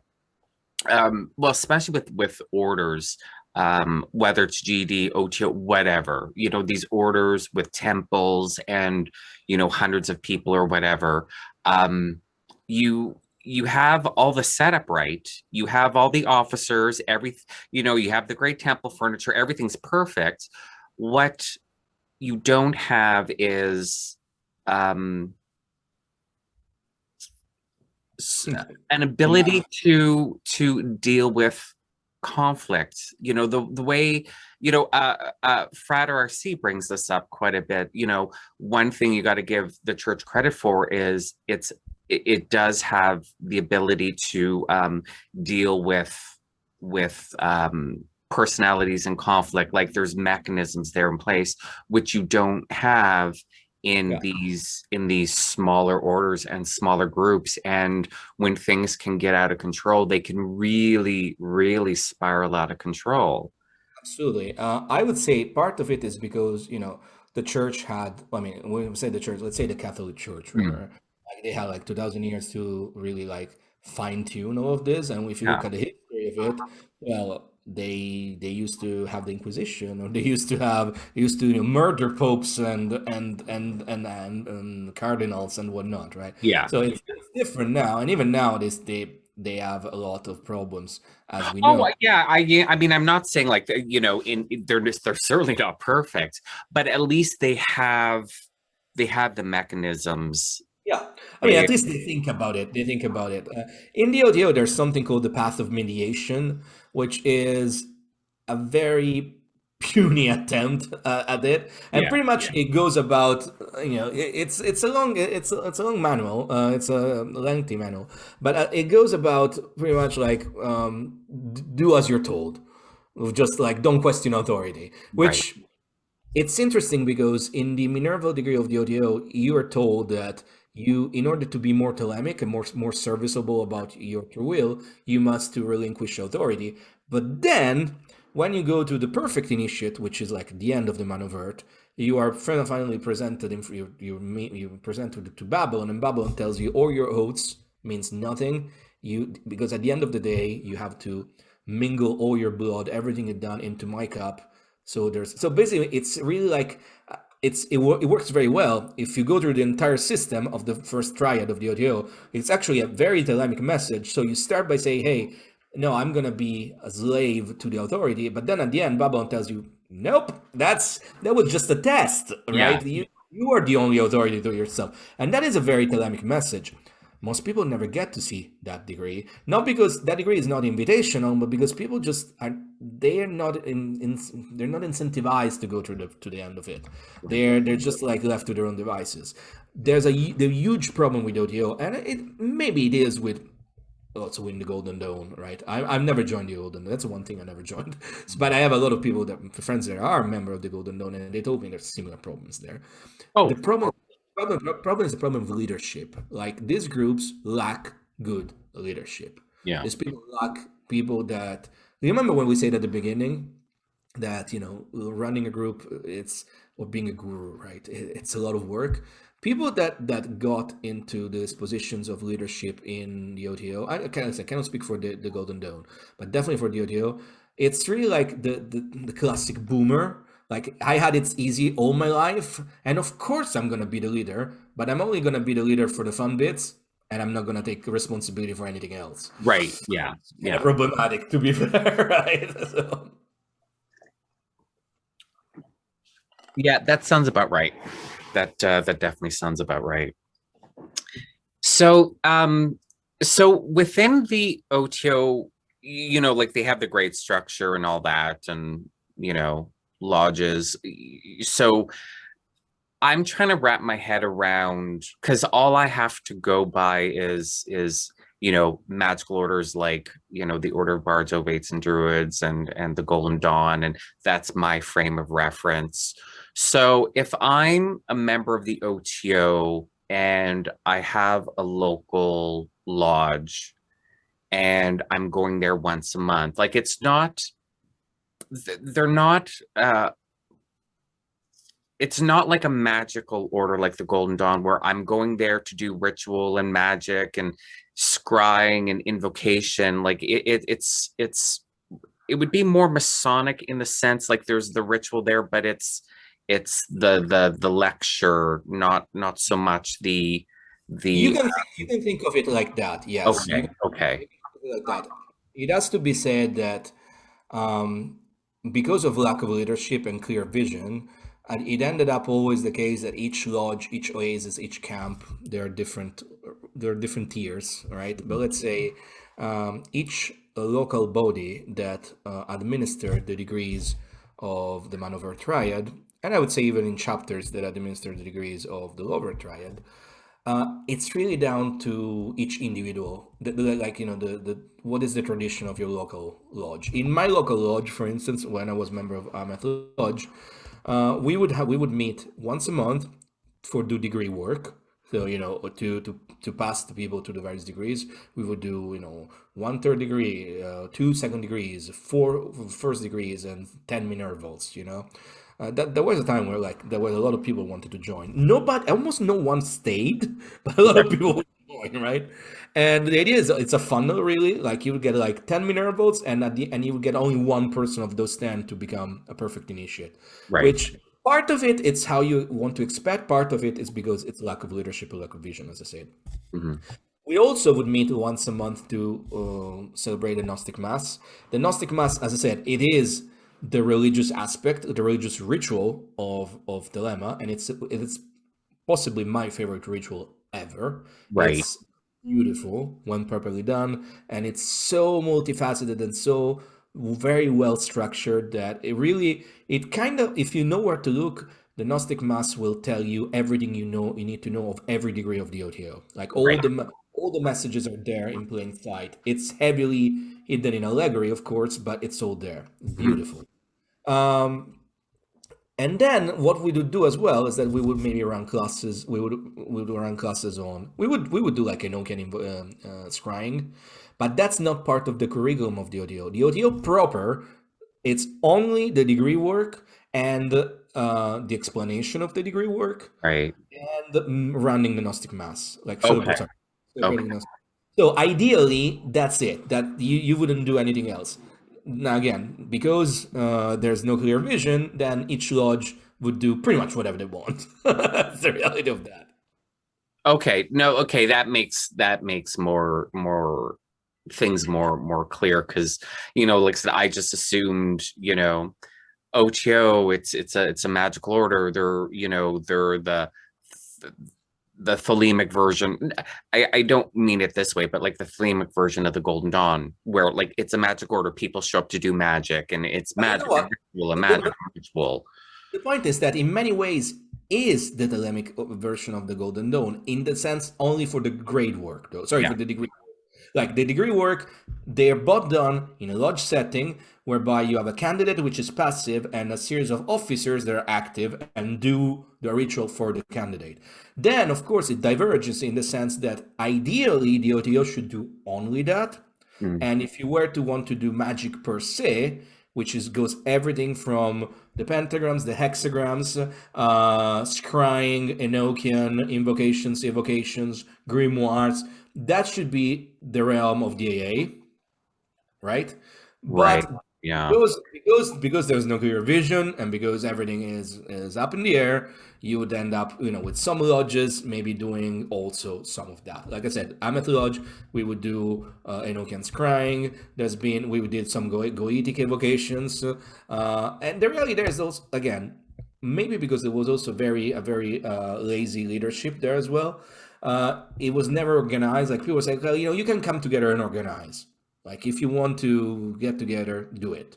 Hmm. Also because remember that we didn't have a permanent temple space because people were very happy to drop 50, 100 pounds at night at the pub. But if you were, I was a treasurer. If I was asking, maybe we should raise our monthly subs a little bit because we need to hire a place. We're in London, everything is very costly. Oh no, I'm not paying more than 15. The same people that would get drunk, like completely plastered. Yeah. And London is not cheap. So, but getting plastered at a pub in London was 50, 100 pounds. Priorities, right? That was my experience. Yeah, absolutely. Absolutely. Yeah. Yeah. That's interesting. Yeah, that clears up a lot of questions and I think um I think I assumed a lot. Well, just because I didn't know a lot about the O.T.O, I assumed a lot of what it was or not. But then I was also thinking like, well, how is the O.T.O a magical lodge where they're all showing up and doing magic together if it's primarily sex magic? Because then it would just be an orgy then, and You know what? That's the thing. That's another thing. Like, there's no sex magic in the OTO up until you reach the high degrees, and by that I mean seventh, eighth, and ninth degrees. But the thing is that oh, nobody reaches those degrees because oh, right, okay. because nobody's like when I left the OTO, there were worldwide there were only 32 9 degrees. After I left, 3 of those 9 degrees left as well. So as far as I know, of course, maybe couple more may have been made this in the last 3 years, but there are only like 29 Right, and, right. and are around the world. And that is the 9 degree was the degree that Crowley expected everybody to reach because Crowley did expect everybody to learn and study sex magic and practice sex magic. Pretty much everybody Crowley expected that everything that's hidden in plain sight in the Gnostic Mass would be performed by 9 degrees members of the OTO. Maybe, not after 1 year of membership, but maybe not even after 30 years, which is like I've heard that's the average time that people, get to 9 degree. The reality there is that a lot of the people that are 9 degree have got bootstrapped there because they're friends with the leadership and they needed bums on seats, as they say. Yeah, yeah. And after that, since that degree, I mean, that's it's the carrot on the stick that they put in front of people. We're like, well, we're only getting very few in, and only if you toe the party line and you just do what you're told, which is anthelemical as possible. Yeah, absolutely. And that's it. So the reality is that, yeah, I can imagine how people say, hey, are they only meet for orgies? No, there's no sex magic at all. Like there's no actual practice sex magic Well, unless that's the thing. yeah, see, now that's where I was confused in my head because in my head, I've decided that the O.T.O was a magical order like the Golden Dawn. But at the same time, I'm like, well, they do sex magic. So if they're doing sex magic, Yeah. that would basically be an orgy. And I know they're not doing orgies because that reputation isn't out there. Because if they were doing orgies, if their rituals were like these, like everyone got together in the lodge doing sex magic, that you'd have that you know, the rumors and the gossip and blah blah blah blah blah. So I'm like, okay, I don't know what the OTO is now. This is interesting because if I don't know if you watched Strange Angel, which was the CBS show on the story of Jack Parsons. Yeah.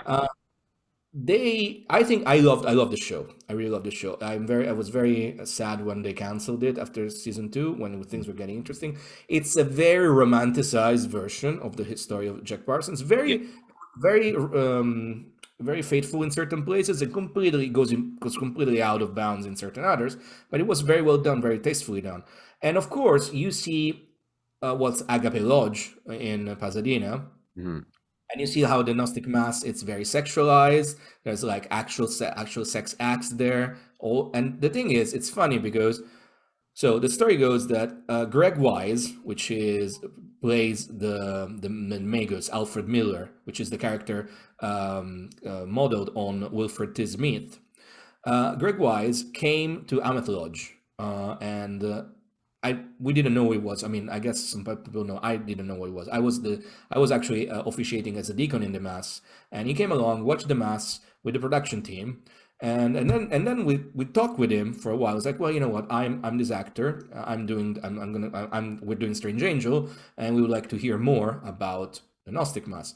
And I remember somebody saying, well, this is the Gnostic Mass. You've seen it. There's no sex, but maybe you want to put some sex into your show to make it more interesting. I was like, yeah, we were thinking about that already. It's like, Yeah. and in fact, it's funny because when you speak with a lot of like serious Thelemites, which are a plague on earth, if you ask me, they're like, oh, the show was terrible because they all show the mass to be like an orgy. I was like, you know what? That'd be better in many ways, because the only reason we don't do, well, I'm not a member of the O.T.O, they don't do anymore, they don't do some actual practical sex magic, is because they are banned from being of the right degree. They're not given directly the instruction. Yeah. Yeah. Of course, I mean, I also think that it would create a lot of very difficult problems that they're not ready to tackle. Right. Because you bring that kind of energy into a social environment. If anybody is not completely vetted and completely with their minds, you're just opening a Pandora's box.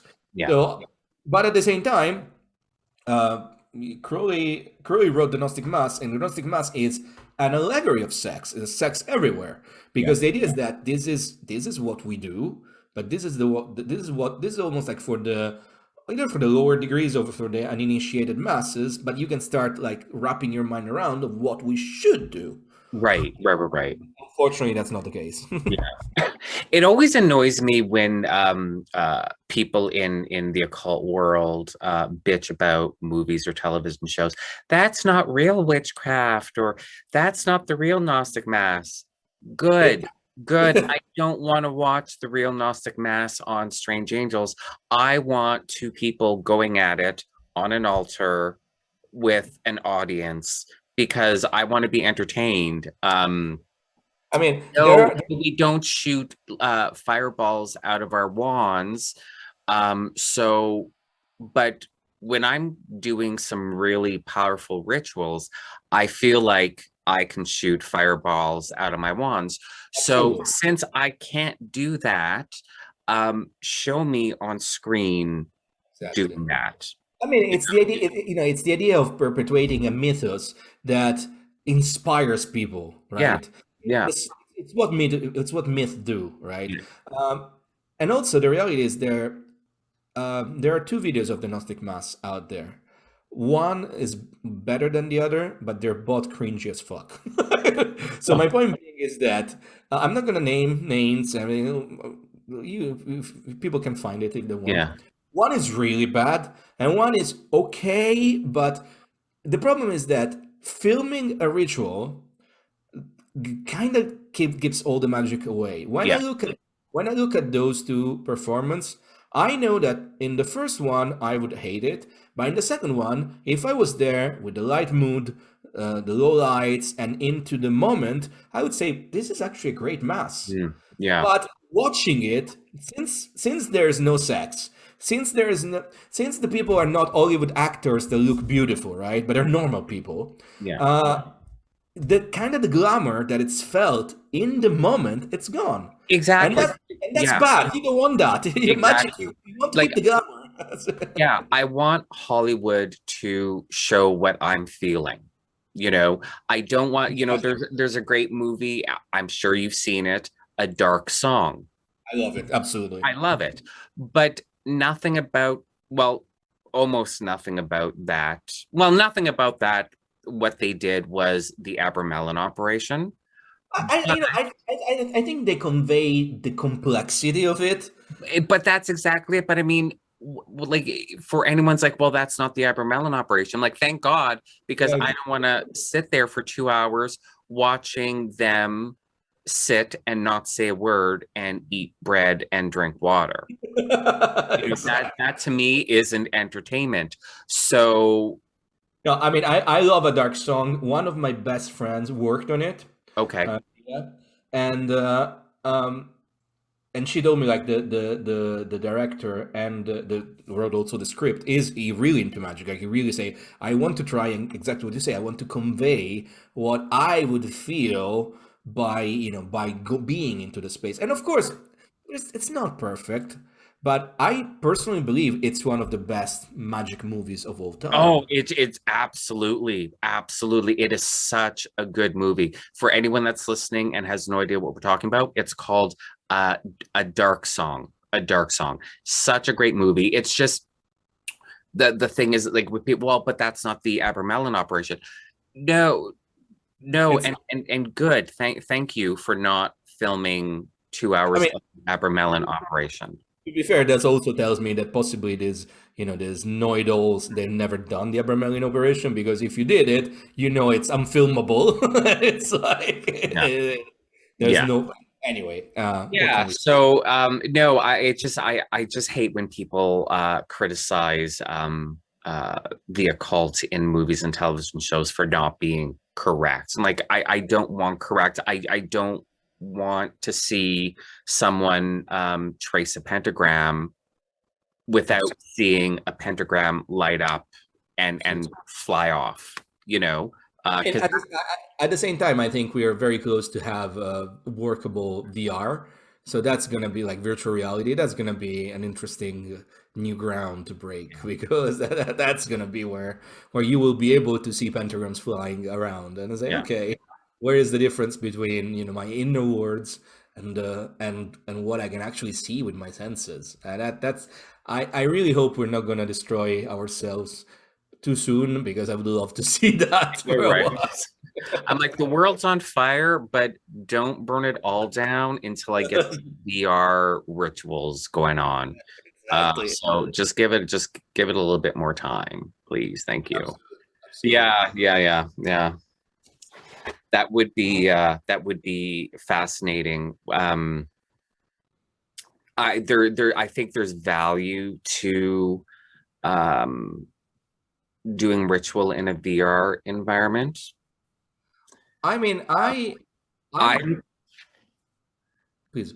Oh no, I was just gonna say like I'm reevaluating my ideas and preconceived notions of cyber magic and uh, getting together virtually for with people spread out all over, getting together virtually on Zoom doing magic. And so I'm just through experience with Frater RC through his Hermetic Mystery School, what we've been doing as a group. I'm having to reevaluate everything and explore new concepts with the value of the internet. And yeah, I see VR as a viable tool in many ways. In many ways. I mean, you know what? I think that is the trick there will be to still use it as as a launching pad to get to the idea of, okay, what should I see, what Mhm. should I feel, what are the colors, Yeah. whereby if it becomes a crutch and then people are unable to think for themselves, well, that will not be magic. That will be entertainment again, right? Well, So yeah, exactly. Yeah. But for people that have a hard time visualizing and they can never visualize the pentagrams, the circle, whatever. So you go into your VR environment and I think this would take a bit of practice because I think you would get caught up so much in the VR experience that you would lose focus on what you're actually doing. So I think there'd be a little bit of a learning curve there, which is fine. That's just like absolutely. anything new, a learning curve with anything new. So that's okay. That doesn't invalidate this as a tool. But for them to be able to actually see what some of us actually see, I mean, and like I they, said, and they train their minds, they train their imaginations, so they can do without the VR and start seeing what some of us can't see see. that. And Yeah, if we're like I and if said, we're meeting for ritual as a group through Zoom, well, now let's do it in a virtual, like Golden temple. Dawn Temple or Wood Grove or Stone Circle. Yeah, We're still absolutely. together, but we're now together in a different format. So that aspect hasn't really changed. It's the format and yeah. I definitely, like I said, I've been doing rituals on Zoom in my community, which at first I was really against it, and then I've been convinced, and there is some value in it, but I also feel a lot of the limitations of this environment, and like I said, like bringing the VR into that would be really good. Hopefully, we will be able to strike the right balance. Like I said, like it's going to be a learning curve. There's no denying that. Yeah, yeah, yeah, absolutely. Absolutely. That would be nice. That would be really nice. I mean, for someone like me that's fortunate, like I have um a dedicated ritual room. And it's a sizable room. It's like 18 by 18, so it's pretty big. Um and it's dedicated space. So that I'm fortunate in that regards, but not everyone has that dedicated space. So if they could, Just pop into the cyberspace and be there, right? yeah, I think there would be a lot of value to some people. Absolutely. Yeah. I don't think it's something I I think 6 months ago or maybe a year ago, I would discount it out of hand. I don't think we can discount it. I really don't. I think it can possibly be a viable tool.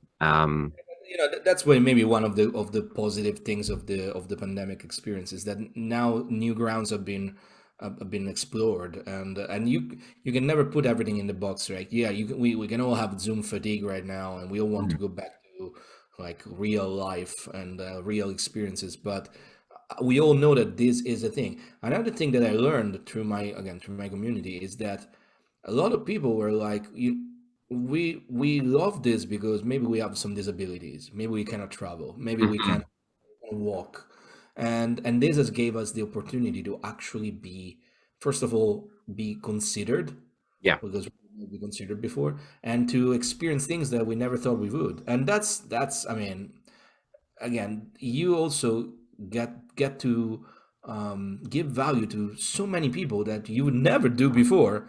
I mean, again, one of the points of Freemasonry, right, is that you would slip shot the candidate to see if they had both feet, because like if you had any blemishes on your body back then, you would be barred from membership. Not the Mhm. case anymore.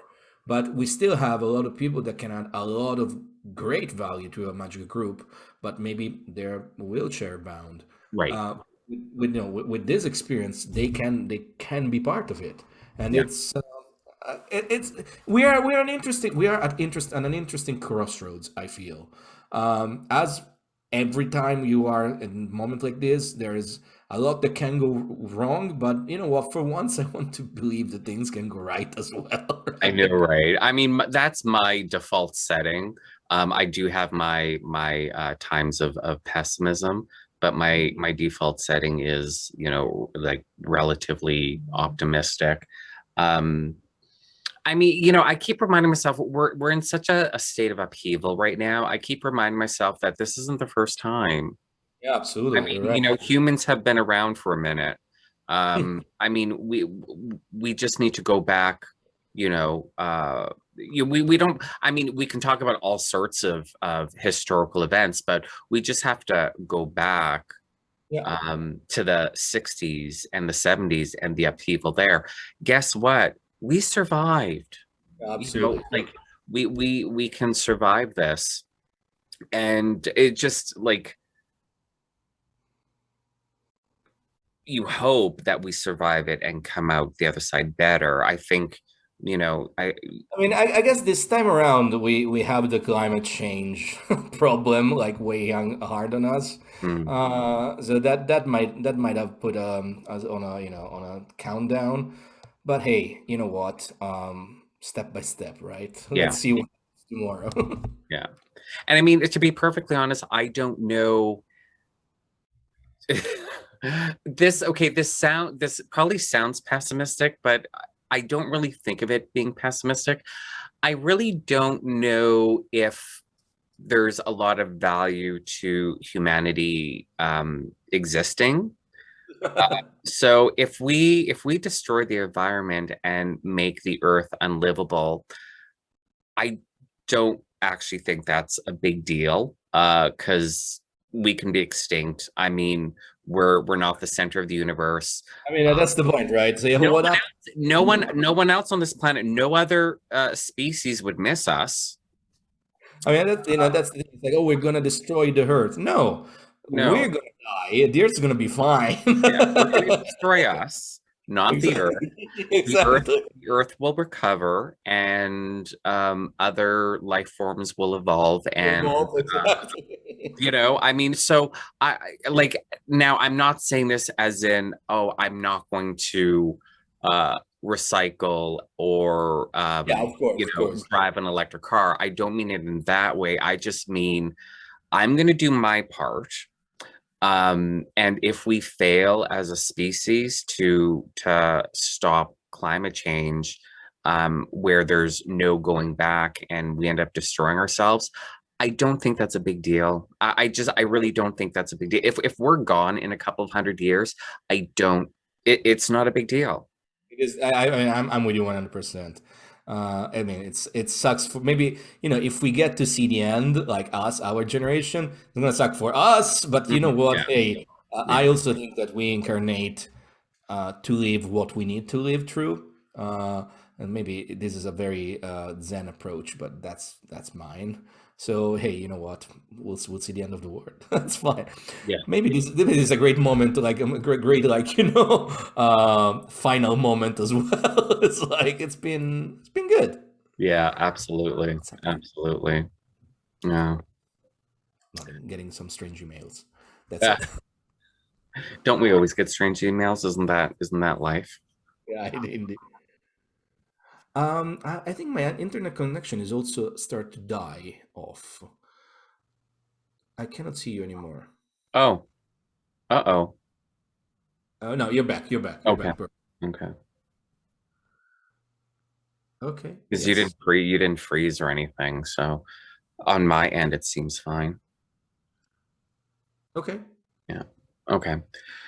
So, like you've talked a bit about your Patreon, but for the listeners that may be interested, maybe if you can go a little bit more in depth, like exactly what's happening, Sure. over there.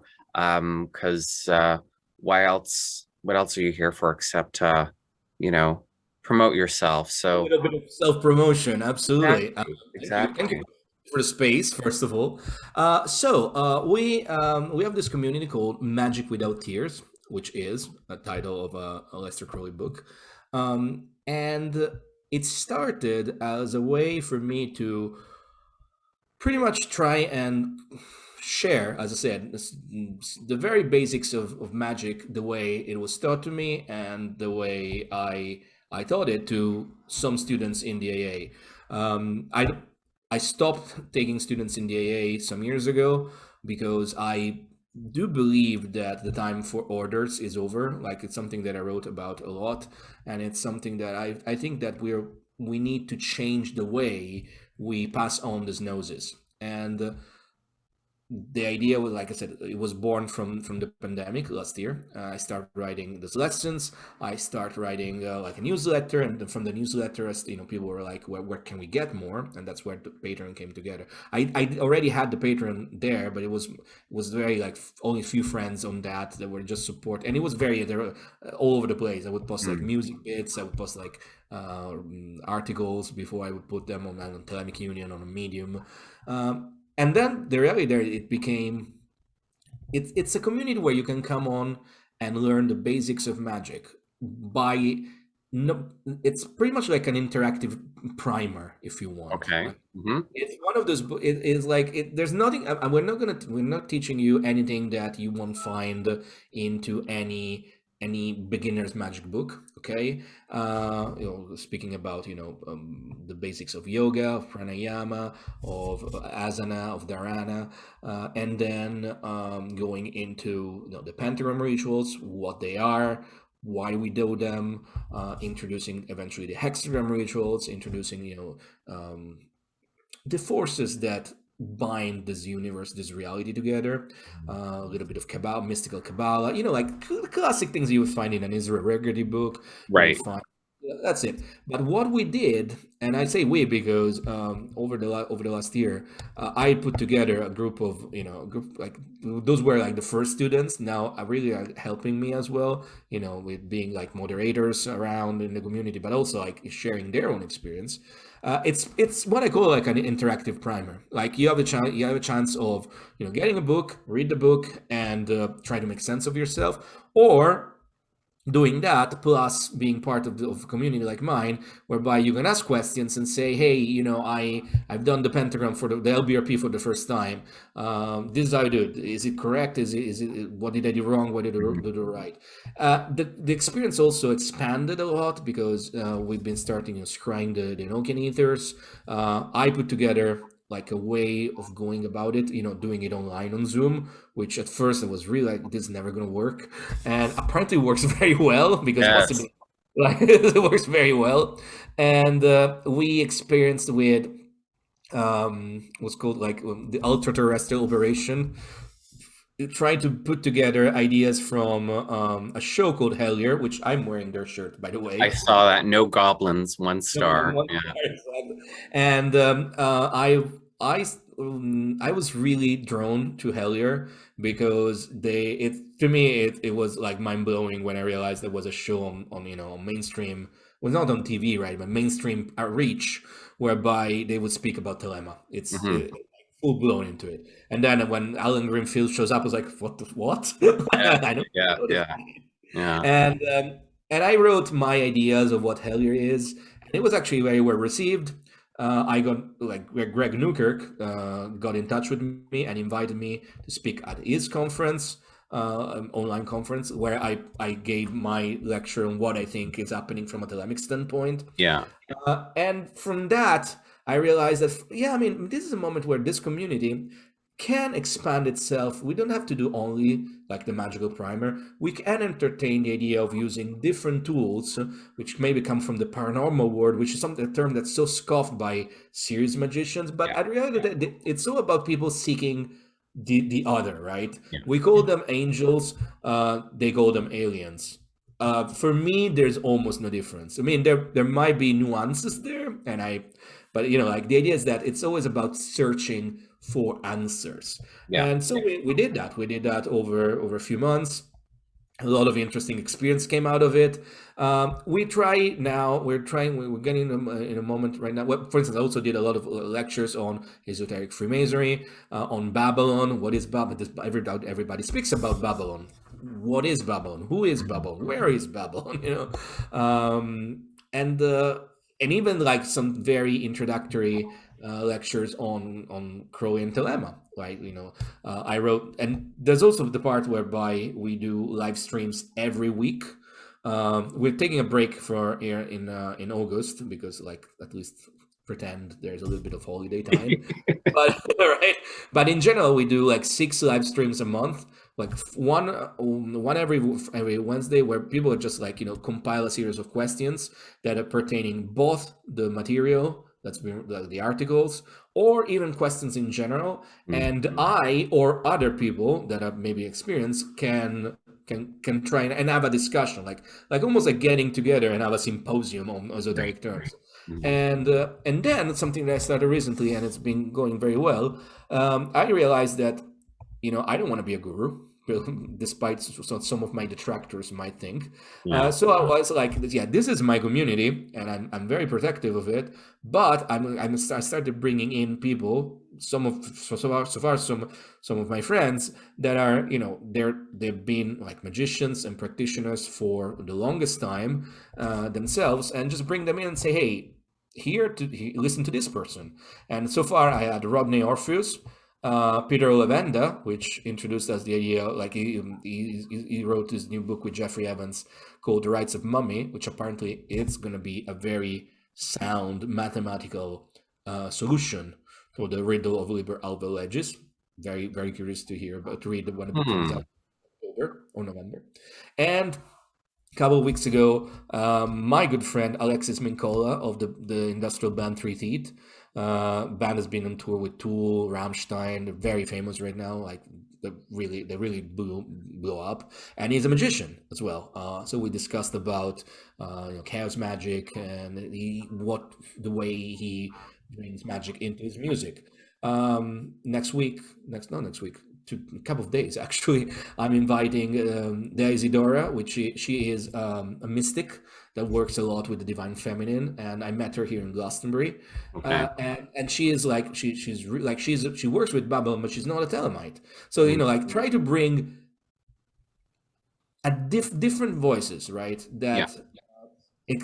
Because what was really important for me growing up was being able to read across the border, like across everything, and just try to get to be exposed as much as possible to magic ideas. And I feel that in this day and age, despite us having access to all the information, we end up in our little echo chambers. And Oh, of so course. like the golden donors will not do anything outside the golden dawn. The Thelemites will only listen to Crowley, Mm. and that's the death of it, right? So again, long story short, this is what Magic Without Tears is. I think it's a great experience, and if you guys want to join, patreon.com/Marco Visconti. That's me. That was a good sales pitch, and like all of your links will be in the show notes, so everyone can just click and go to your Patreon and website and follow you on social media and whatnot. So it'll be easily accessible for everyone listening I or tend to be watching if they're watching this on YouTube. So absolutely. I tend to be very spicy on on social media from time to time. no, you don't say. It's, Really? I think it's part of my glamour, right? There's a little bit of spice in there.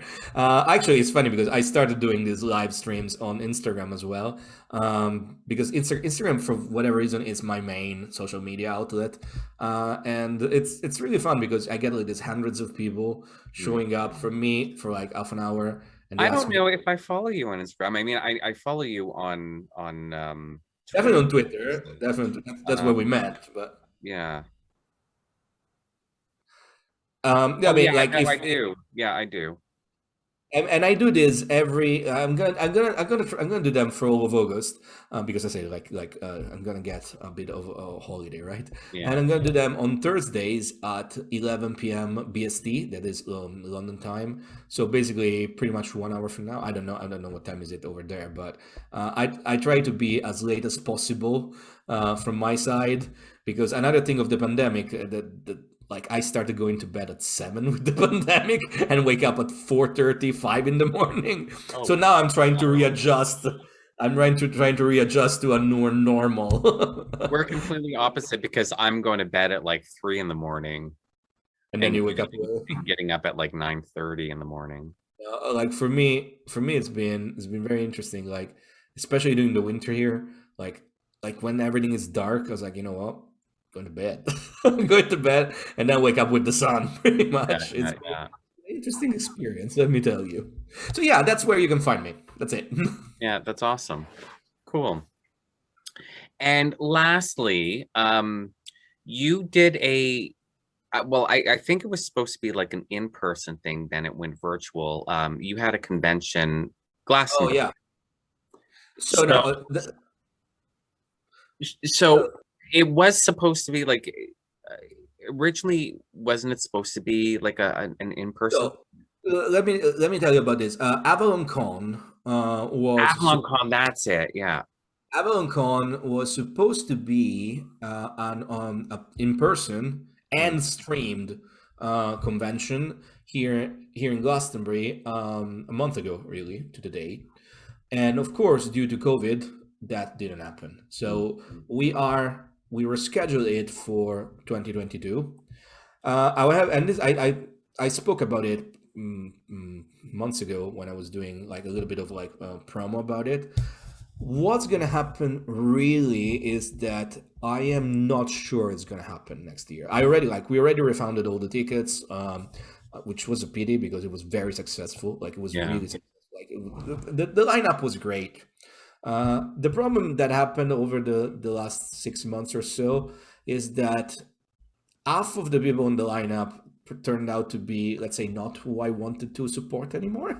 And I'm not gonna say more because I'm trying to be, let's say, diplomatic about it. Yeah. So let's say next year I would still have the Newkirks, I would still have Phil Hine, I would still have Amodali, I would still have like Paul Weston, Sarita Deste, all those people would still be there, but some other people in the coming from the United States, I would not be keen on supporting them or giving them spotlight anymore for Yeah. many reasons. Like that's in many ways.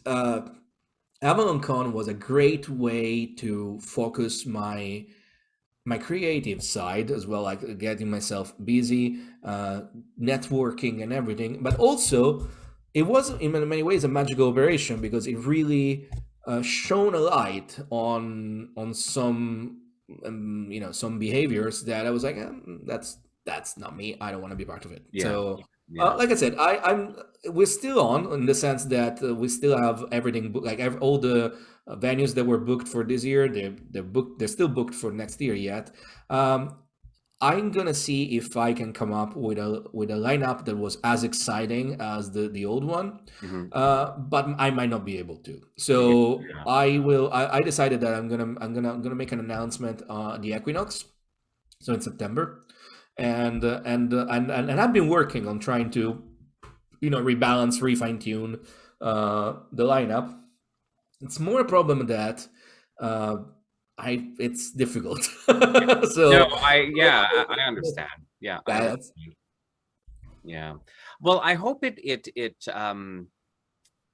I hope it works. I mean, we need, I mean, there's plenty of conventions, but we can always use more. And I don't know what the convention scene is going to be like when we come out the other side of this.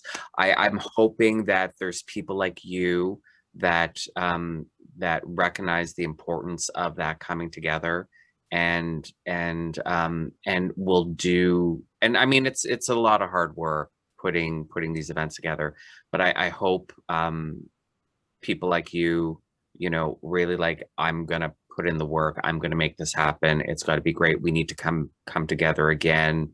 yeah, And I think it's interesting, for all of the chaos of the Trump years plus COVID, there was an unexpected blessing. Trump exposed Trump gave a lot of horrible people license to crawl out from under their rocks. And exactly. and same thing with COVID. And you see people's true colors.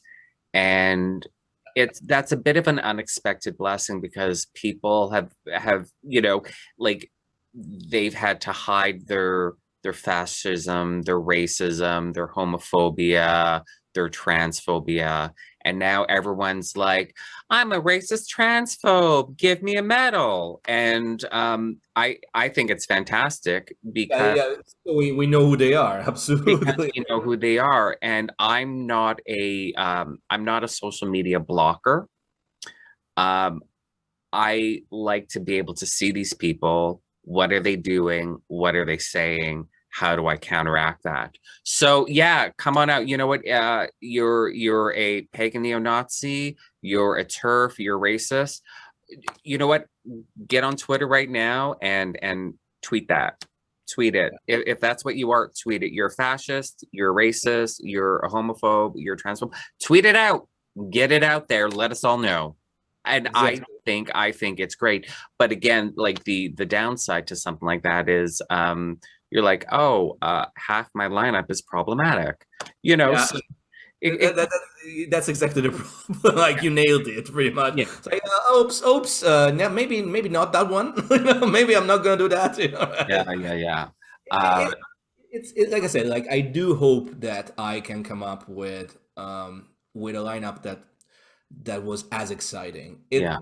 But like because a lot of the groundwork is done already. Like it's just about fine tuning. It's like is it something that people will want to buy? At the end of the day, it's a business endeavor, right? Like Yeah. I don't have to make money out of it, but I need to break even at least. Exactly.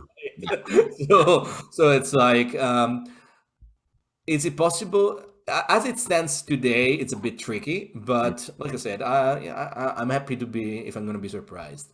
And like I said, the Equinox is my first like the moment I want to have a statement out, because I like to keep people in the loop. Because it was like I said, like we sold between in person and online, we sold almost 500 tickets. It was insane. It was so Oh, good. that's good. It was great. It was absolutely great. Yeah, And absolutely. we had like 200 people on the waiting list for tickets. Like we could only sell like 50 tickets for the in person, but the venue, I mean, it's a small venue, it's a small town, but the venue has 120. So we were like, and we had like almost almost double the people waiting to for getting in. Mhm. And we had like unlimited online because we had my friend Dara Mason, who is the guy behind the Spirit Box podcast. He also he used to work, I think, for National Geographic, and so he had like he would get us like the best visual technicians, and that was like perfect. Like we organized like a green room where we would interview people like after going and then like after going on stage we would interview them afterwards and then like broadcast that. And like I said, all that groundwork is done. It's more like I need 4 or 5 people that are not problematic. Yeah, I hear you. I hear you. You can find them. But if you're wanting to make an announcement at the Equinox, so you have less than 2 months to find 4 or 5 more people. So yeah, It's tricky. It's yeah. tricky. I've been working it for a while, but it's tricky. Anyway, we'll fingers crossed. Oh, I'm so keeping my fingers crossed for that. Yeah, absolutely. Well, thank you, Sean. That's been fantastic. Thank you for Yeah, having me. it's so great. I'm so glad you wanted to come on the podcast. That totally made my day. Absolutely. Thank you. Fantastic then. Thank you.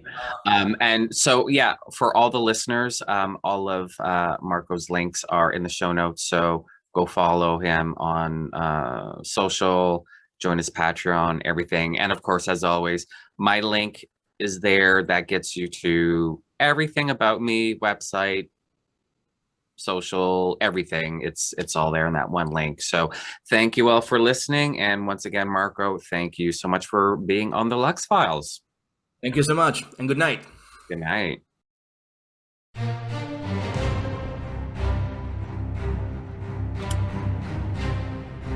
Thank you for listening to this episode of the Lux Files. You'll find all the guest links in the show notes, as well as the link www.lailokensAwen.com/links. That link will get you to my page of links, where you can then go to my Lailokens Awen website, the Lux Files page, and my Lailokens Awen YouTube channel that has all the Lux Files videos. It also has all my social media links there, so you can follow me and the Lux Files. And don't forget to subscribe to the Lux Files wherever you get your podcasts. And lastly, if you enjoyed this episode, please consider leaving me a review. Until next time.